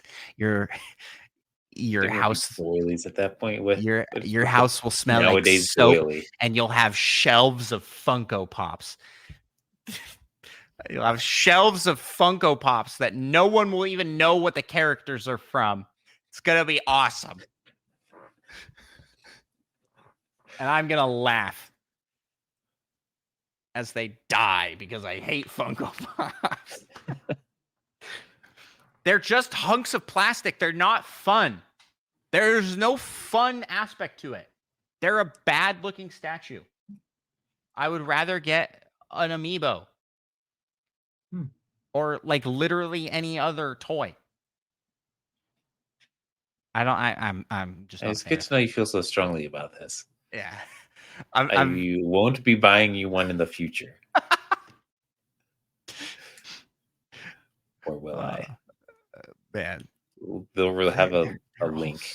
They're The all Legend of Zelda Funko Pop. They're all so tacky looking, man. I just don't like them. I don't like them. Oh, they already have one. With that, Micah, where you give this one as far as a letter grade ranking? I'd say I'd probably also give it an S. An allowing S such high tier Nintendo Direct. So if you haven't seen it yet, go check it out. It was pretty good. It was pretty good. With that, my guy, I think that's gonna do it for news. What do we have more to talk about with news? Probably not anything important. Probably not anything important. How about we got the announcement of Civilization 7 will be coming to Nintendo Switch. That was shown off. I thought we were only going to announce important things. In Summer Game Fest, I believe. Let's talk about some of these other news items here. Walmart is canceling pre-orders for Luigi's Mansion 2. So many people. I almost started to pre-order this in case they did the same thing. Because you wanted to get a free copy. I wanted the $25 off the next eligible order at least. I thought about it. Well, when this happened for Paper Mario, people still got their copy shipped. So they still got it, even though it was canceled. Yeah. So that's pretty nice for those people. I mean, it could be, because if it was canceled, you probably went and bought it somewhere else. So then you just end up with a second copy. Yeah, fair enough. I think then you can give that second copy to me. I think this is dumb. Walmart needs to get their act together for their online store for games. Is it Walmart's fault or is it Nintendo's fault? I think it's Walmart's fault. They shouldn't have pre-orders up if they're not able to fulfill them. Potentially. Well, I'd heard so Paper Mario, they did the same thing for that. It was because Nintendo didn't want other people selling physical copies for some reason or something weird. I don't know how accurate that is. So I wonder if it's Walmart is also where I got Captain Toad Treasure Tracker for $5 because I bought the DLC and it came with the full game. That was a fun time. So Walmart, it's such a risk. Like you'll buy a game from Walmart, but then you could end up with a really nice $25 off your next order.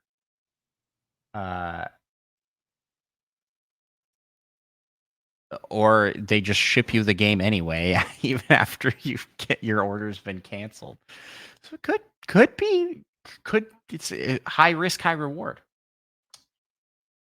Question is, does that still count as a sale for the stats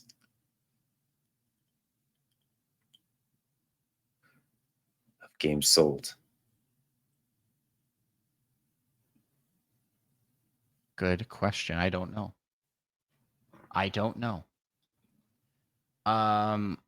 What are our other news items here, Micah? There's what dates are these? What? Oh, okay. The next Splatfest being in July, and it's which would you reserve for a day? A palace, a theme park, or a beach? What's your answer? I don't know. I mean, you don't really need to reserve a beach unless it's like really busy. I feel like there's usually enough space on the beach for everyone. So, I mean, I'll probably go theme parks because if you reserve the theme park, that's just like unlimited rides, no lines. Yeah, I I feel think like that's the that's only the right best answer. value. Yeah, It's I like think a that's palace, like, I mean, that'd be cool, I guess, but you could probably already get like a tour of it or something. I don't know. I think that's Maybe it's just a palace to live in. the only right answer to this question. It's like, let's reserve the theme park. But, yeah. Guess I'm just misunderstanding what they mean by reserve. Maybe they just mean reserved to go to a theme park. I don't know. Well, either way, make sure to reserve the weekend of July 13th for this Splatfest. I just copied their exact tweet. Is what they said.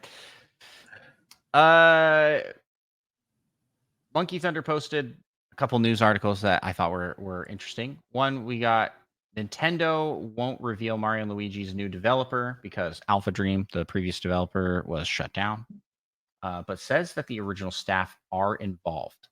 So Just reassuring, I guess. yeah. And So they've done then good in the past. that Donkey Kong Country, the TV series, is now available on Amazon Freevee.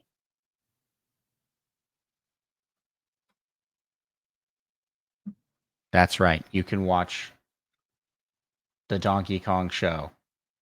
I have very vague memories of this game or this show being a thing. I have no recollection of this show at all. Maybe we need to watch this. You and me. We can I watch don't it know. together. Based off of this picture of the animation, I don't know about that. Yeah, it looks it looks beautifully bad. Yeah. It's a good way to put it. And I think that'll just about do it. Oh, did you see that Pepper Grinder's getting a physical release? Oh yeah. Yeah, Cool. that is cool. That's about it. That's about it. So let's move out of the realm of news and into the realm of rumor.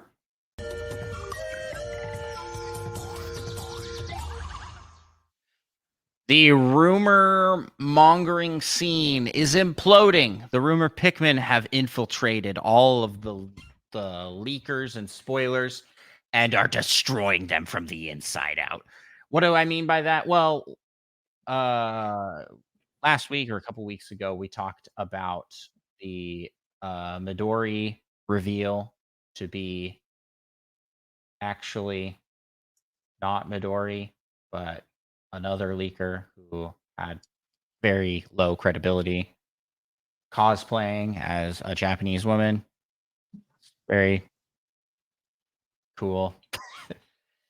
Now we're seeing that Pyoro, who was another big leaker in the the Nintendo leak community, was supposedly getting his information from Nintendo's website. And in a now deleted post, Pyro claimed they didn't know. So Pyro's source works for Nintendo of Japan, and Pyro claimed they didn't know their responses would be included in the report. Uh-oh. I didn't know they would include my responses in their report. They told me that their source... Here's the snippet from the article. I reached out to Pyro to try and get clarity on this. Over direct messages, they told me that their source works for Nintendo of Japan. Quote, but I'm unsure how they obtain their information. And that, quote, back-end theory is a reasonable guess. Close quote.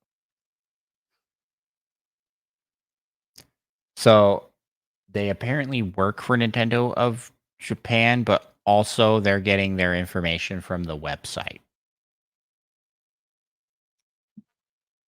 But behind the scenes access to website stuff not released.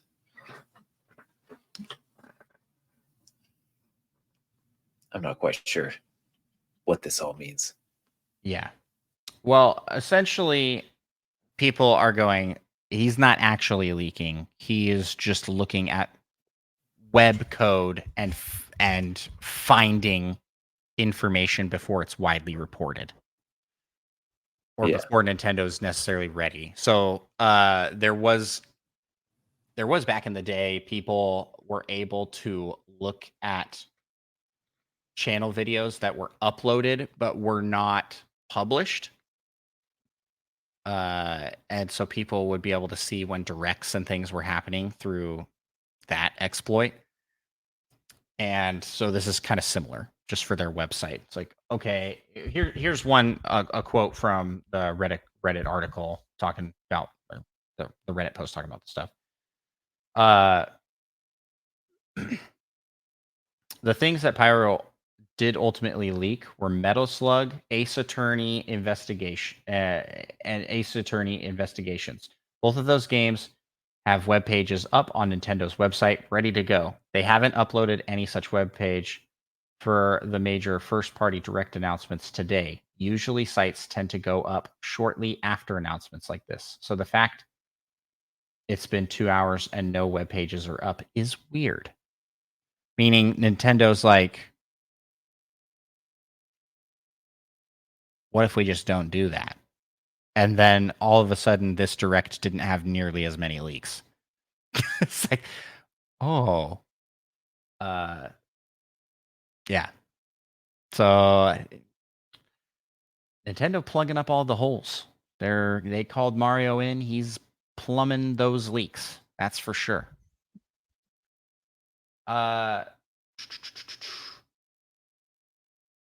So here's another quote from that.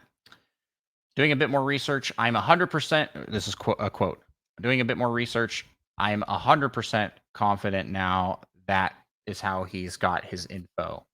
The Natsumon content that Pyro leaked also has a store page up on the Japanese site. The Japanese Nintendo eShop sites have not been updated with a new batch of games announced by Nintendo. I have not seen Nintendo delay putting up pages for their games in a long time. So I think that's where Pyro was getting their information from. All 4 of the leaks that have store pages up on Japan, and in the case of Metal Slug / Ace Attorney in the US as well, none of the other major stuff in the direct has pages up. In my opinion, Pyro wasn't lying when they said YouTube backend wasn't their source. It was the website / eShop data getting uploaded ahead of time.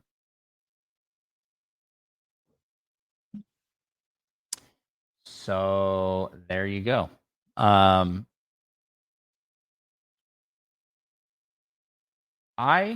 am okay with this entire scene disappearing.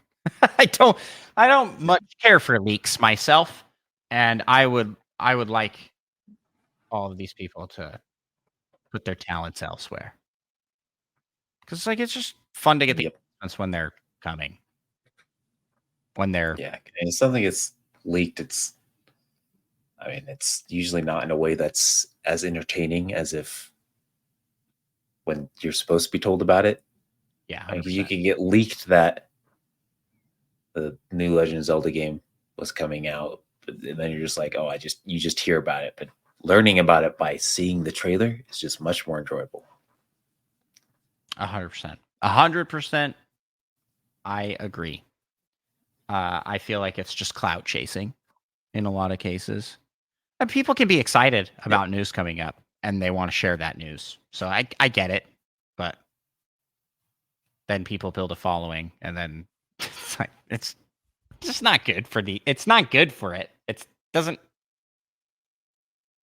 do anything good, I think.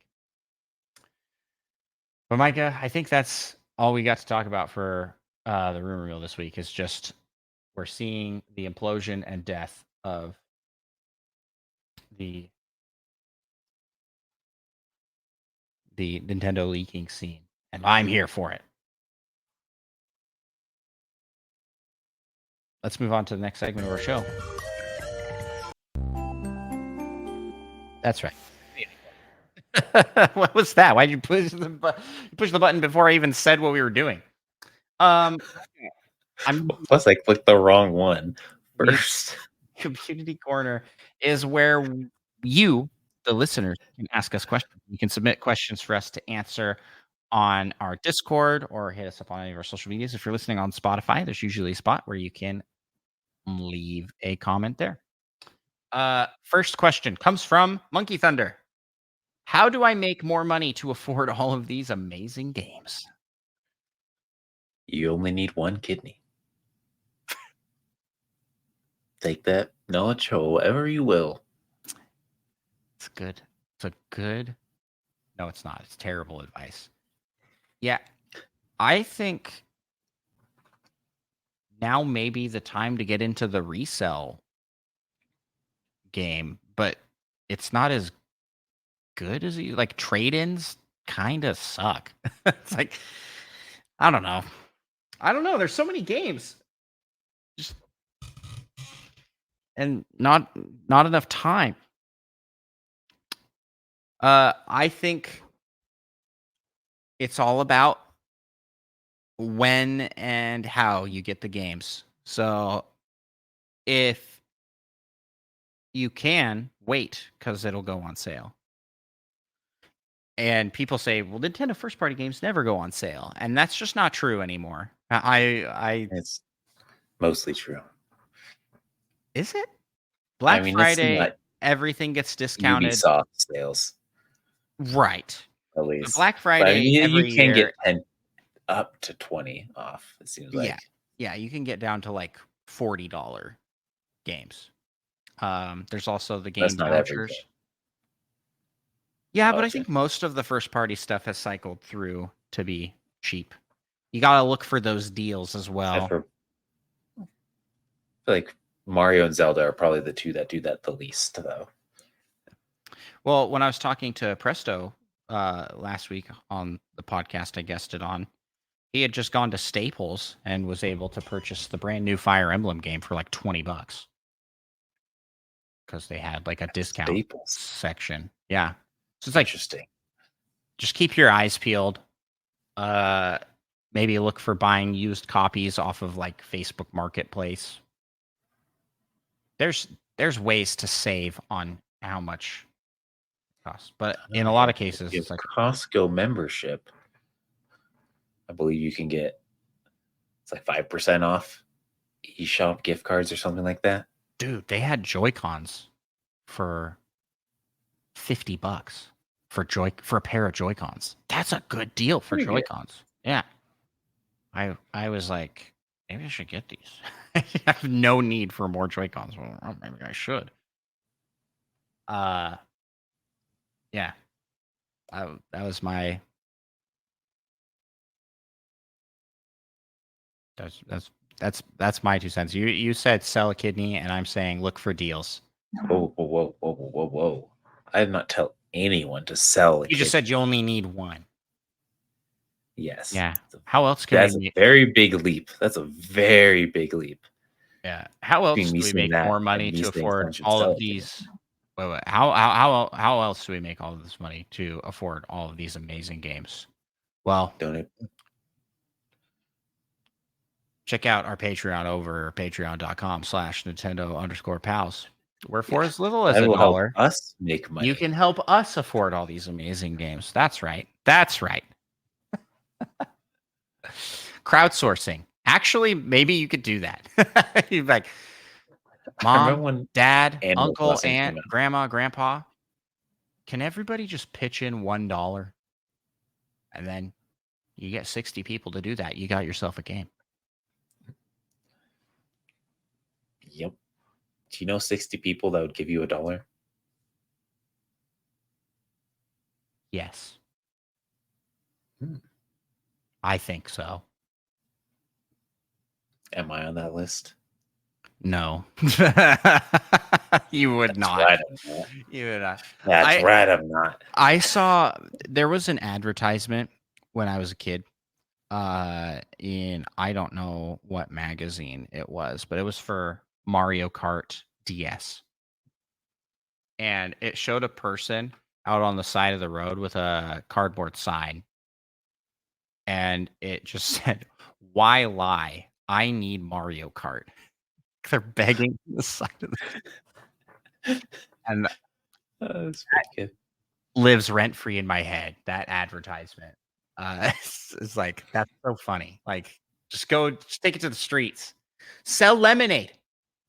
That's what everybody does. So Yeah, I will not buy lemonade from someone's lemonade stand on the side of the street. That Oh. just seems questionable.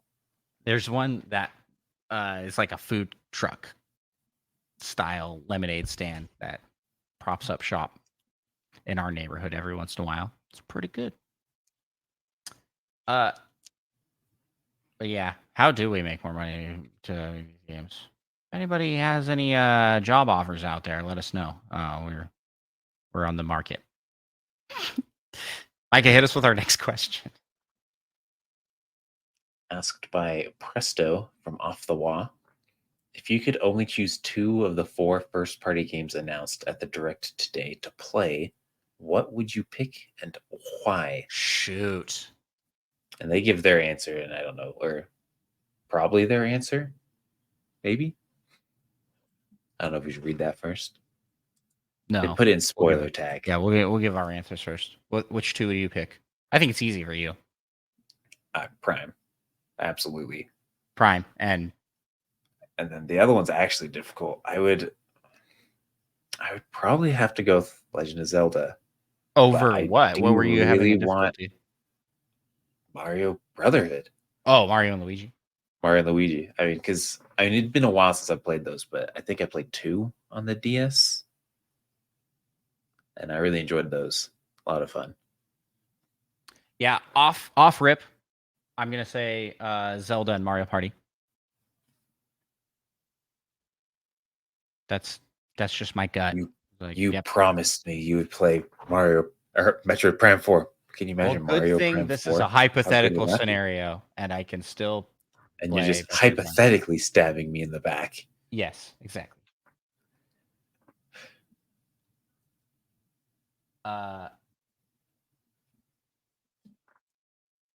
Presto picked Echoes of Wisdom and Brotherhood. At least I assume they just they put ... Would it be be Echoes of those? Wisdom and Brotherhood? No. So, Brotherhood's the bottom no? tier for me on this list. Wow. I know, and I know that not everybody jives with Wow. Mario Party like I do. Wow. But I like Mario Party. I'm a big fan of the Mario Party series, and really haven't had a bad time Well, playing. you could any Mario. also be a big fan. Remember that one time you're doing very well in Mario Party, and then you were doing very not well in Mario Party? That's Would fun. you consider that a bad time? Oh, I thought that was fun. That's so good. That's what makes that game fun. It makes it fun when it happens to other people.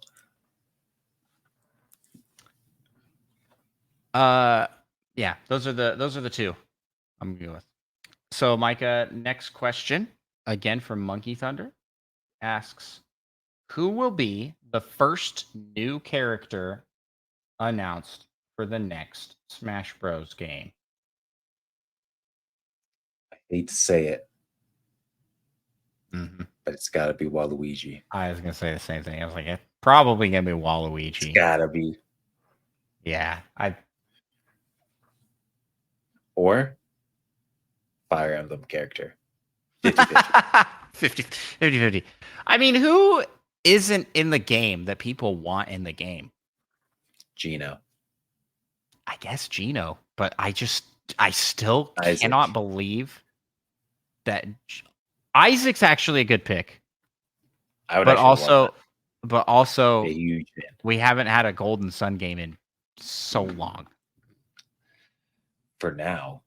Yeah, Just you wait. that's one. That's one that needs a revival for sure. But like Waluigi's just like a icon character for Nintendo games, and he is very Toad? very requested. Playable Toad, Captain Toad. Let's do it. Oh yeah, let's make it a little better. Yeah, Captain Toad. I think it's probably going to be Waluigi. It's the first new character announced. That or can't remember the default Jonesy from Fortnite. That would be pretty cool. Oh, there would be riots. So many people would riot over that. Yeah, Fortnite's. I mean, it's still big, but I feel like it's kind of lost its grip on the cultural zeitgeist it had. Maybe not. Yeah, and it had it. I mean, it had it for a while. Yeah, it did. But yeah, it really did. Yeah, yeah. Yeah.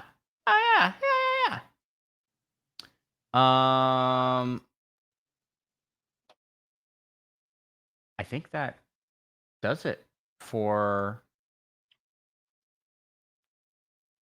questions for the community corner. So let's move out of the community corner and into last week. We asked you. Do we have a bumper for that?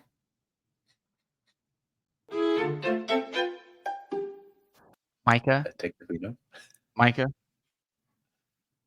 I have no recollection as to what we asked last week. I swear you asked something. I know I did not put it in.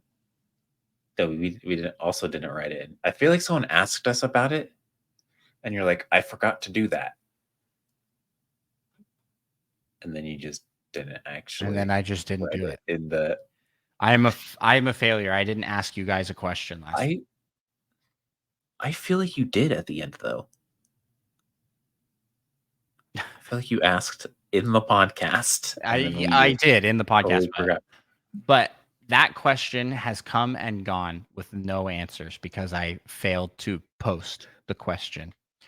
So this next episode's question is going to be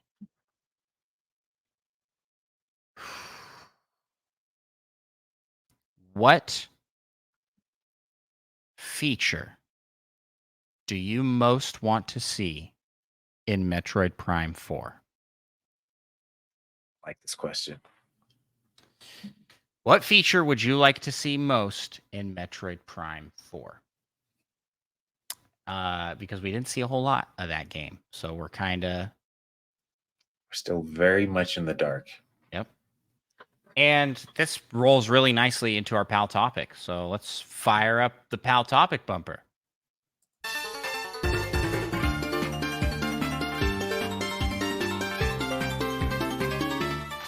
Today's PAL topic, we're talking about Metroid Prime 4 and talking about things we would like to see for that game and what it could bring. So the question I have for you, Micah, is did anything, you already kind of hit on this, but did anything in the trailer stand out to you as being unique and different from other games in the series? No, except the symbol. The symbol of the black hole looking thing.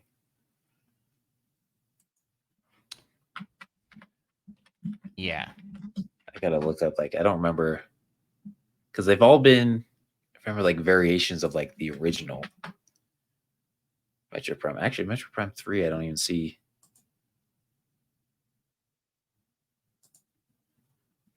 Oh, Hamzon asking me if I'm old enough to look at this image or something.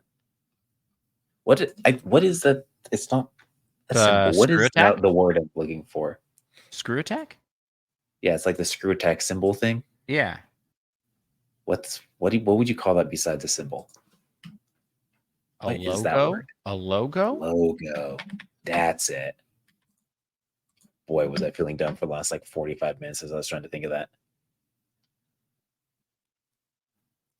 Because they've like essentially been like the screw attack thing, which I mean, this one's also round, but it's different.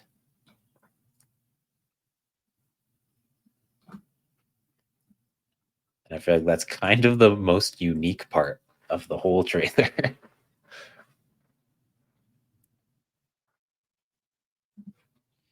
Yeah.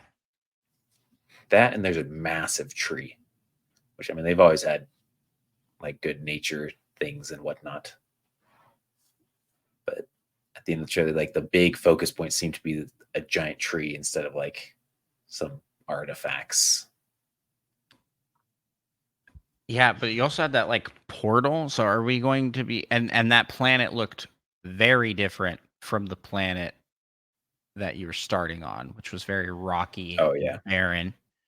So is there going to be interplanetary traveling, which was a thing in Metroid Prime 3, right? And possibly 2?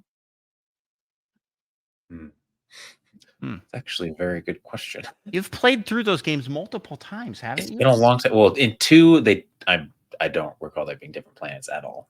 They just had the different like the dark version of things. I can't remember what they call those, but they had the portal between like the dark and light kind of a thing. And I remember in 3, you could like use your ship to fly to different areas. And I can't remember if they're on different planets or if it all like took place on the same planet. I thought that's what happened, but I obviously didn't play those games. I mean, I have like the worst. I have the worst memory. So yeah, it does look like it'll be at least there will be 2 planet locations, but one of those might have just been the intro, and then you. Yeah, I mean, like the intro of Metroid Prime, where you're like up on the station, then fight Gosh, no, I can't even. I'm dying. My Ridley? brain. No, it's. It doesn't even have like a. Is it a? It's a crate like looking thing. Gosh, I look Kraid? like the fakest. I look like the fakest. Yeah, Parasite Queen. all this time, and I you look like don't the even know. fakest fan. I told you it was Parasite Queen. I'm incredible. Nice. I still Nice. got it. So let's. So we didn't see a whole lot that surprised And then you, you go to planet. right? Yeah. Right. Oh no. Yeah. Nothing. So I kind of forgotten about Silex, if I'm being honest. And then I saw that and I was like, wait a second, that's that one person from. And I remember them from Hunters. Silas. And then I looked up like, nope, it's actually Silex. Close. it's that meme of the guy pointing at the TV, like, "Oh, I know that." Leonardo. Yeah. Not Da Vinci. I can't even remember his name. DiCaprio. You're losing it, Micah. Well, I feel like I am actually. I'm feeling my brain just turn into gel. yeah. This has been a long episode. Walking through the direct, I felt exhausted as soon as we were done. I was like, "Wow, that was a lot." There's a lot.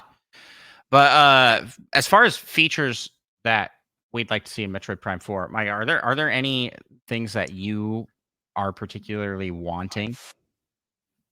Like, I don't actually like know. I mean, I think some sort of co-op would be a lot of fun, but at the same time, that's like generally goes against the vibe of a Metroid game where you Was there use. co-op? Was there co-op in previous games? I don't think so. There was like a 2-player battle mode, right? Yeah, in 2, they had a battle mode. Yeah, that would be cool. Yeah, I was like something like that would be cool, but like as far as like the campaign, it's like I don't really know what I want to see. I'd like to see bigger areas, I guess. Yeah, I kind I of mean, want them they to. tend to be fairly small sections of things, which I will want some of, but I think some bigger areas than they've had in the past would be nice. It's maybe a controversial thing here, but I kind of want them to pull a Zelda Breath of the Wild and just be like, we're Open gonna world. no, no, no, no, not open world Oh, okay. necessarily, but that we're going to flip the formula on its head. We're gonna do things completely differently. Like, I kind of just want to start with a lot of power ups instead of losing everything and you have to gain everything piece by piece. You can't do that, but you can do more like Dread, where I feel like there were more unique items than in previous games. And like the phase shift and the cloaking, unless I'm mistaken, those were new. Yeah. And Yeah. they like, especially the phase shift really changed how you played. That's fair. I just think that, well, I don't know. If there is some other reward for progressing besides getting like brand new power-ups that you need to get to progress to other things. But that kind of takes away from what the genre is, and that is it's called Metroidvania for a reason. But I don't know, I kind of just would like a straight adventure game that has a pretty straightforward. Maybe I feel maybe like there's corruption was more straightforward, if I remember correctly. Like it uh, felt more guided, if well, I was thinking I like, remember correctly. what if there were branching paths for your for what you do? It was more like Skyrim or like you take You different make routes. choices that matter. Yeah, and they would change your play style. Like you could go for a stealth build or a more in your face melee build or something like that. More variety and less locked in on the linear progression of items. Does that make sense? And it's not that I Yeah, I don't think I get what you're saying. it's not that I don't like that and don't want that. It's just I kind of want to see what they would do if they were to be like, let's start from the drawing board here. Nothing. We want to do something completely different than what we've done before. Because that got a really good game when Zelda did that. Like that got At us a least some really people think so. yeah. Some people don't like that, and people want things to be the same forever. And I mean, fair. I'm that way for certain things, and but I Yeah, because kind of I've like thought about it, like, would I want Metroid Prime to be like open world? And I was like, I don't know. I don't want them to like because then it'd have to be more like Zelda, where there's not really the linear progression, and that's kind of what Metroid Prime is. So I yeah. feel like they could do some really cool things with it. Hmm. It just wouldn't be the same. And I don't know. I mean, it could be fantastic, but I think, in my opinion, it worked really well with Legend of Zelda. But Yeah, but what would they I don't do know. for Metroid? I would really like them to kind of go all in on Metroid and try and make it another pillar series because Nintendo has Give it I mean the Fire Emblem treatment. yeah, that's what I was saying. It's like Zelda is like a big ticket fantasy series and it's getting its own movie, right? Like really popular. Mario is very cartoony and very like colorful world. And it's like Metroid's just got a really good aesthetic that is very unique and cool and is one of the best like sci-fi horror type experiences that really like captures the magic of those like old 80s movies. You know what I'm saying? I mean, that was really what inspired a lot of the game. Is like Alien and uh that. That's all I can think of off the top of my That head. one That 80s one movie. Alien. Was it 80s? Alien? That definitely came in the 80s. According to this, it came out April 8th, 2022, because I apparently typed A-line. A-line. Good. Yeah, so I would like to see what they would do different. Ooh, so close. 79. Oh my gosh. I was backwards. I was like, oh, it's going to be June 90. 1979. Dang. For some reason, I don't remember being that old. And that's like a decent amount of time before I was even born. I feel like Alien came out almost when I was born, is what it feels like. Very wrong. I would also just like a multiplayer mode of any kind. Like, it doesn't necessarily have to be a co-op campaign. That would be very cool What and very about fun. some sort of Dark Souls mechanic? Leaving messages for people. Oh, that would be cool. That would be really cool. I feel like that could be really cool, but at the same time, it also potentially, once again, goes against the vibe of you're generally on, like, isolated on this very dangerous planet that you're trying to survive and overcome. And if you have... Did your microphone just die? Or did my headphones just die? I think your headphones just died. I think my headphones... Did you hit the button? My headphones just turned off. No, that was Are they back? Yep, I'm back. But Oh, yeah, right. I agree. It's like one of those things where it's like, yeah, it's a cool idea, but also kind of goes against with what it is. Yeah. That isolation puzzle solving. But I don't know. Metroid Prime Hunters. Lots of secret areas, I think. I want some things kind of off the beaten path that you don't really need to do. Because, I mean, they always have these, like, puzzle areas, which, I mean, they're usually hidden in places that you are already going through and whatnot. Yeah. But I want some, like, interesting other locations that you don't necessarily have to go to, but you can go and explore if you want. There was like the Metroid Prime Hunters games were like a versus battle game. That would be cool to have like a mode. Oh, you could do that in. Yeah.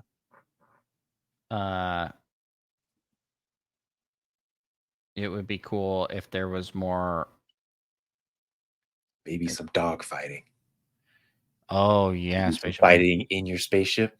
I was gonna say it's just like going back to what I said with the skill tree kind of thing, but maybe just like more variety of weapons that you could wield, or types of arm cannons and things that do. Based off of, I'm just thinking of Halo. The UI looks like they'll have the basic 4. Yeah, I was just thinking of Halo. I want it to be Halo. That's what I want. Halo, but with puzzles. Because Halo is just a shooting game, man. That's all you do in Halo, is run and gun. But it has a really good story, and I like the level design, and I think Metroid pulled a little inspiration from that. Be cool. Because at the end of the day, like, the Metroid Prime games, Metroid games in general, aren't really shooter games. They're puzzle games that have a shooting mechanic in them. Yeah.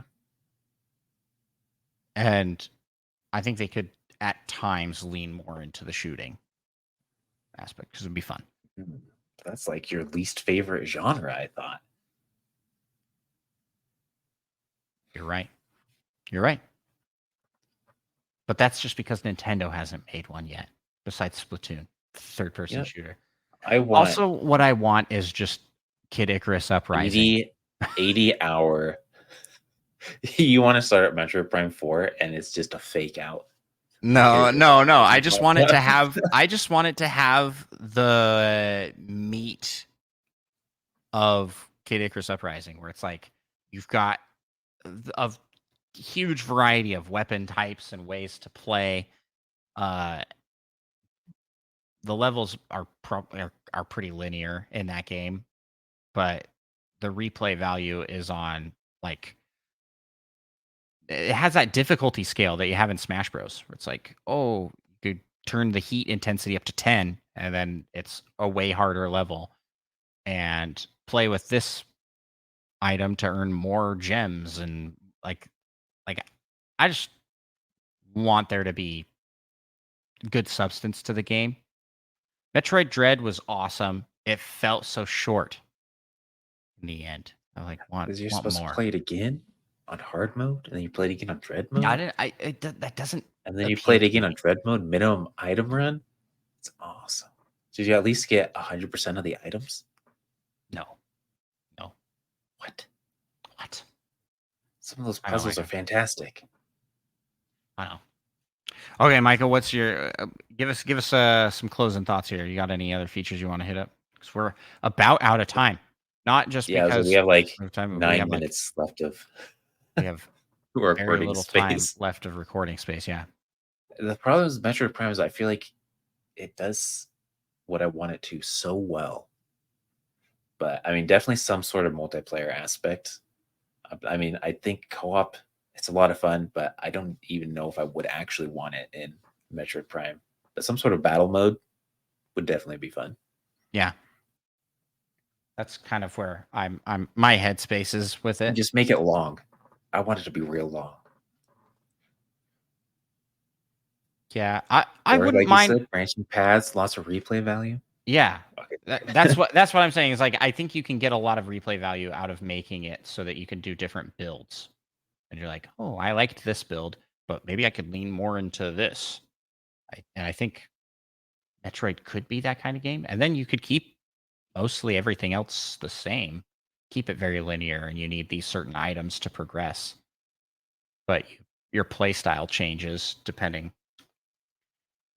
I don't know. Like Breath of the I want to Wild. punch people, I've decided as well. I want to be able to punch things. Something Yeah. gets close to me, I won't punch it.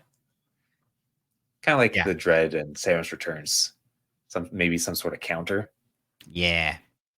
It's like Breath of the Wild. When you see an enemy, there are so many different ways you can approach that enemy and take Oh on the yeah, enemy. it's limitless. It's it's like I would love to have that in a game like Metroid, where it's like limitless possibilities, but in space. But in space. Yeah, that's I kind of want to see what they would do with an open world Metroid game. And maybe what we saw in that trailer, maybe it will be. Like maybe there will be these like crazy things here, and that what we saw in the trailer is the intro of the game and it subverts expectations entirely. Something happens where you're sort of put onto this planet or in this world. Like I like part of me wants a little bit of that No Man's Sky, right? Have you played No Man's Sky? Did you play much of that?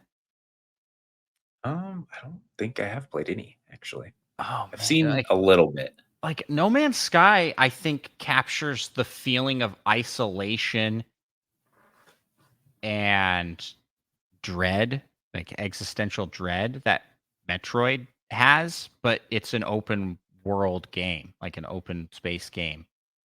But also that Yeah, game is but like, it's also just very different. yes. Yeah. And it's like you don't want to lose the piece of Metroid that makes Metroid Metroid, which I think is that more puzzly and going and scanning the world and getting an item and using that item to jump to the next spot that you couldn't do previously. But maybe that's just kind of like they do with Breath of the Wild, where it's big open world and a bunch of dungeons that you can go in that will That have those unlock things. XP for your skill tree. I keep going back to the skill tree. And Buzz Lightyear appears Perfect. to help you go above and beyond. That's To this Buzz infinity. Light you were saying, To right? infinity. Infinity Beyond. Okay, I was like, wait a second, that didn't sound right. Well, speaking of See, I'm dumb going, about everything. I'm not just forgetting Metroid stuff. speaking of to infinity and beyond, I think this episode has run its course, and we gotta wrap it up. Micah, where can people find you on the interwebs? You can find me on Twitch at Micah Prime. You can find myself gallivanting about on Twitch and YouTube at Andros1. You can also follow the show, Nintendo Pals, on all listening platforms. Let us know what you think of the show. and join up on our Discord or our Patreon. Those are places where you can reach us, contact us, and we do appreciate it. We appreciate it so much, in fact, that I want to give a shout out to all of our fantastic Patreon supporters. You know who you are, but I'm going to list out your names anyways because you deserve a shout out. And I'm going to throw that shout out to T-Bone, Nick Lanoy, Fedorable Will, Monkey Thunder, Madison, Purple Riolu, Lava Plays, John Cummins, Lil Miss 7, Tim A, aka Neoprime 33, aka Nintendo Dad number 4, Seth Sturgill, LPD, Spider Shan, Solo, and of course, Mute Dog the Gamer. Thank you guys all so much for your support and helping keep the lights on for this fantastic show. And if you want to join and become a Patreon pal, you can check it out. Patreon.com/Nintendo Pals. It's only $1 to join at the lowest tier. And Micah, leave us with some wise words of wisdom. And also, do you have like a bumper that we can use for like send out music? I know there's like chill music in that, isn't there? Oh, we got this. I don't want to die.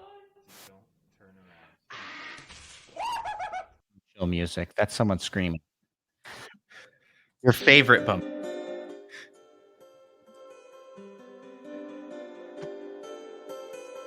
Music. What? Send us out with. I could not hear you.